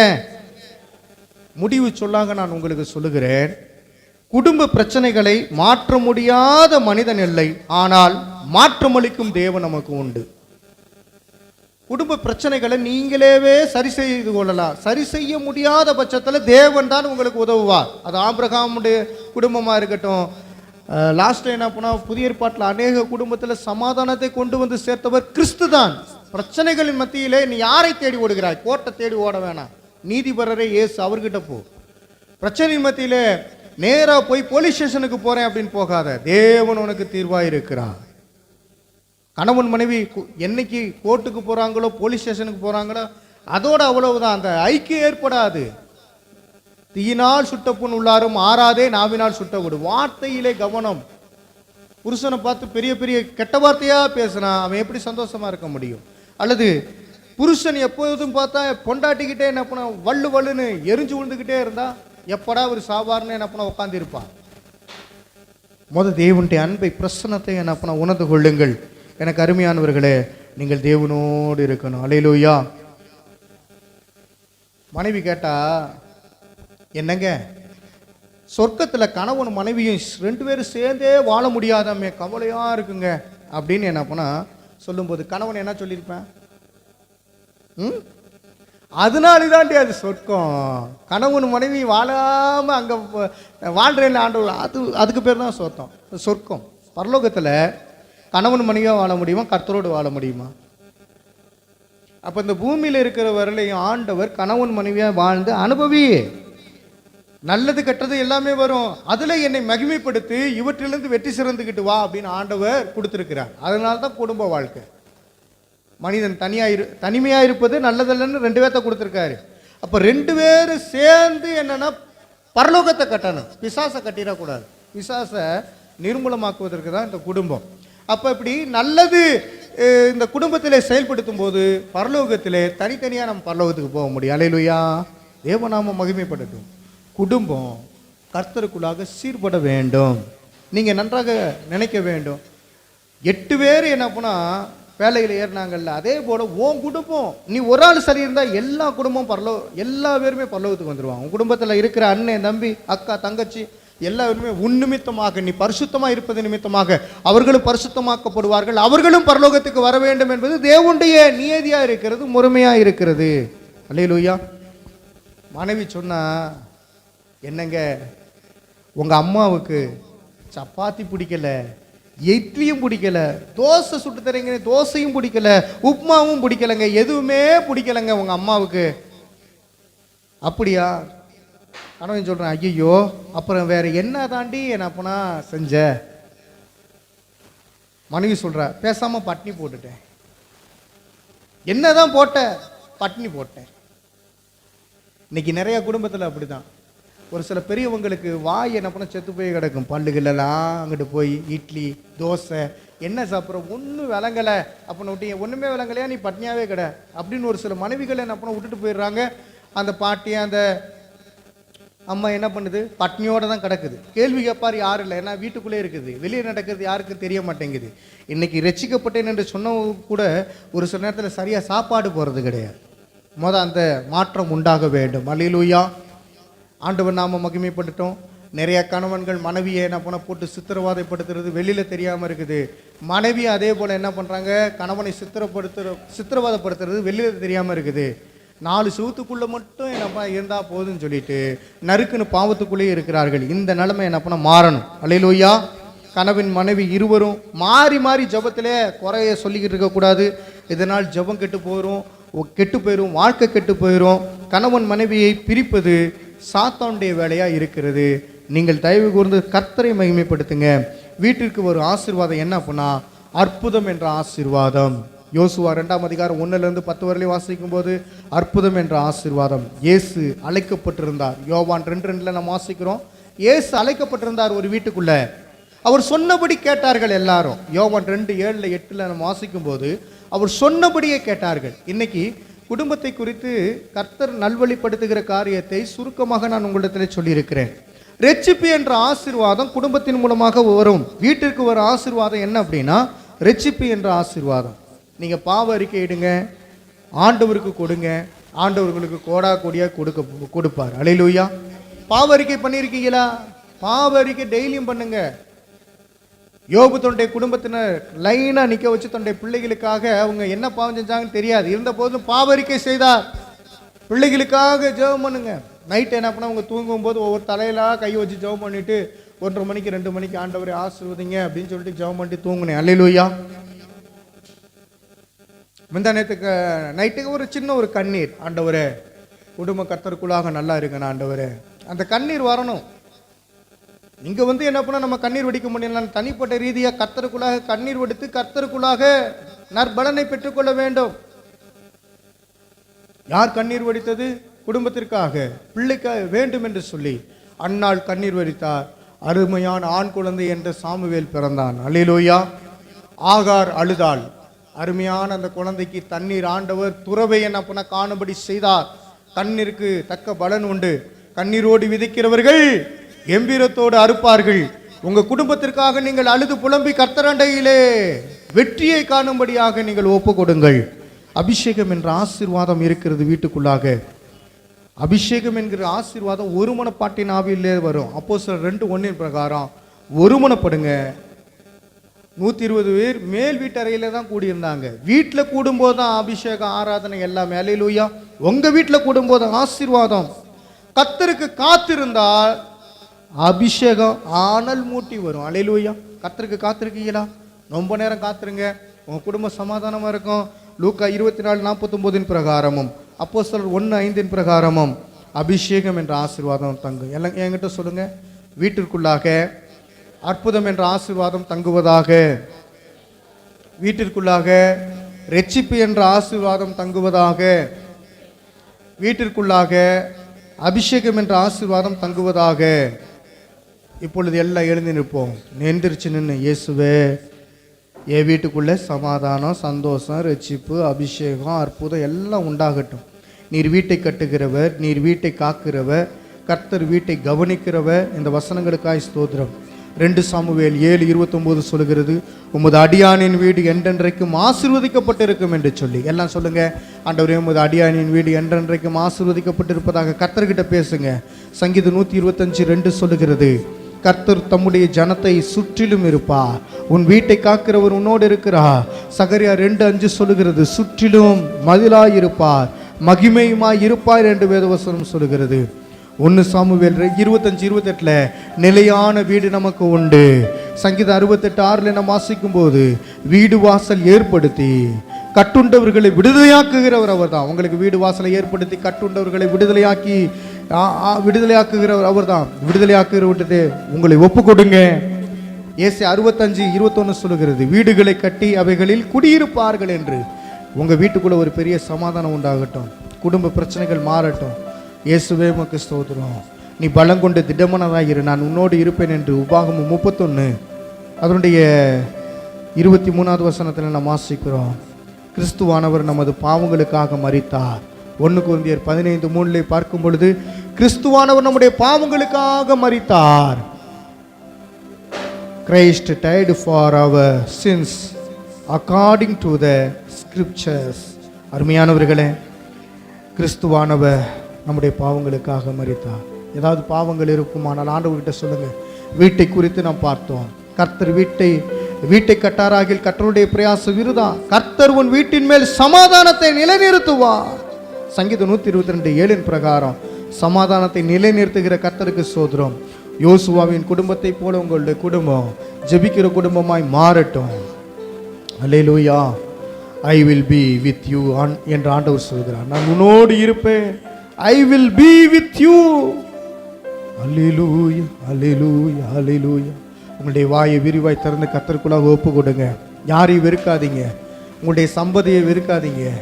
உங்களோடு கூட இருக்கிற உங்கள் பிள்ளைகளை வெறுக்காதீங்க. உங்களுடைய மனைவியை வெறுக்காதீங்க. உங்கள் கணவனை வெறுக்காதீங்க. உங்களுடைய ஒவ்வொரு அவயங்களையும் ஆண்டவர்கிட்ட ஒப்பு கொடுங்க. என் நாக்கை பரிசுத்தப்படுத்துங்கப்பான்னு சொல்லி கேளுங்க. முறுமுறுக்காதீங்க. அதனால் சண்டை வருது, டென்ஷன் ஆகுது. இதெல்லாம் மாறணும் இயேசுவின் நாமத்தினால. ஆண்டவர்கிட்ட ஒப்புரவாகுங்க. இது குடும்பத்திற்கு, எல்லா குடும்பத்துக்கு தருகிற ஒரு நியதியாக இருக்குது. தேவன் நீதி வழங்குகிறவ. தேவனே உம்முடைய சமூகத்தில் ஒப்பு கொடுக்குறேன். ரட்சிக்கப்படாத கணவன்மார் ரட்சிக்கப்படட்டும். ரட்சிக்கப்படாத மனைவிமார் ரட்சிக்கப்படட்டும். கணவன் மனைவியாக இணைந்து வாழுகிறவர்கள் ஆண்டவரே உமக்கு ஸ்தோத்திரம், பரலோகத்தை மட்டும் காணட்டும். நரகத்திலே அவர்கள் வாழுகிற வாழ்க்கை வேணாம். இருதயத்தை கெடுக்கிற பிசாசின் கிரிகள் அழிந்து போகட்டும். குடும்பத்தில் சமாதானம் உண்டாகட்டும், ஜெபம் உண்டாகட்டும், ஆறுதல் உண்டாகட்டும். அடிதடி சண்டையில் இந்த பூமியில அன்பாயிருக்க சொல்லி வந்தவரே, அன்பு பெருகட்டும், தாழ்மை பெருகட்டும், விசுவாசம் பெருகட்டும். உங்களுக்கு இருக்கிற ஆண்டவரே மன நிம்மதியற்ற வாழ்க்கை மாறட்டும். மன நிம்மதியை கொடுங்க. கர்த்தர் இப்பொழுதே பிரச்சனைகளை மாற்றி போடுங்க. பணத்தினால் வருகிற பிரச்சனை மாறட்டும். முடிவுகள் அனைத்து ஜெபத்துடன் இருக்கும்படியாக உங்களுக்கு ஜெபிக்கிற ஜெபத்தை ஆசீர்வதிங்க. ஆண்டவரே மன்னிப்பு பெறாத இடத்துல மன்னிப்பு பெறட்டும். கர்த்தரை மன்னிக்கிறவரே அதற்காக ஸ்தோத்திரிக்கிறோம். யாருக்கிட்டெல்லாம் இரக்கத்தை வெளிப்படுத்தாமல் இருக்காங்களே, இனிமேல் இரக்கத்தை வெளிப்படுத்தட்டும். ஒற்றுமை உண்டாகட்டும். கர்த்தர் அப்படியே செய்யப்புற கிருபைகளுக்காய் கோடி சோதரங்கள் உண்டாகட்டும். எல்லாம் வல்ல ஆண்டவராய் இயேசு கிறிஸ்துவின் வழியாக ஒப்பு கொடுத்து ஜெபிக்கிறோம். ஜெபம் கேளும் ஜீவனுள்ள நல்ல பிதாவே, ஆமேன், ஆமேன். தேவனுக்கு மகிமை உண்டாகட்டும். இப்பொழுதும் கூட காணிக்கை நேரம். கர்த்தருக்கு என்று காணிக்கை நாம் சமர்ப்பிப்போம்.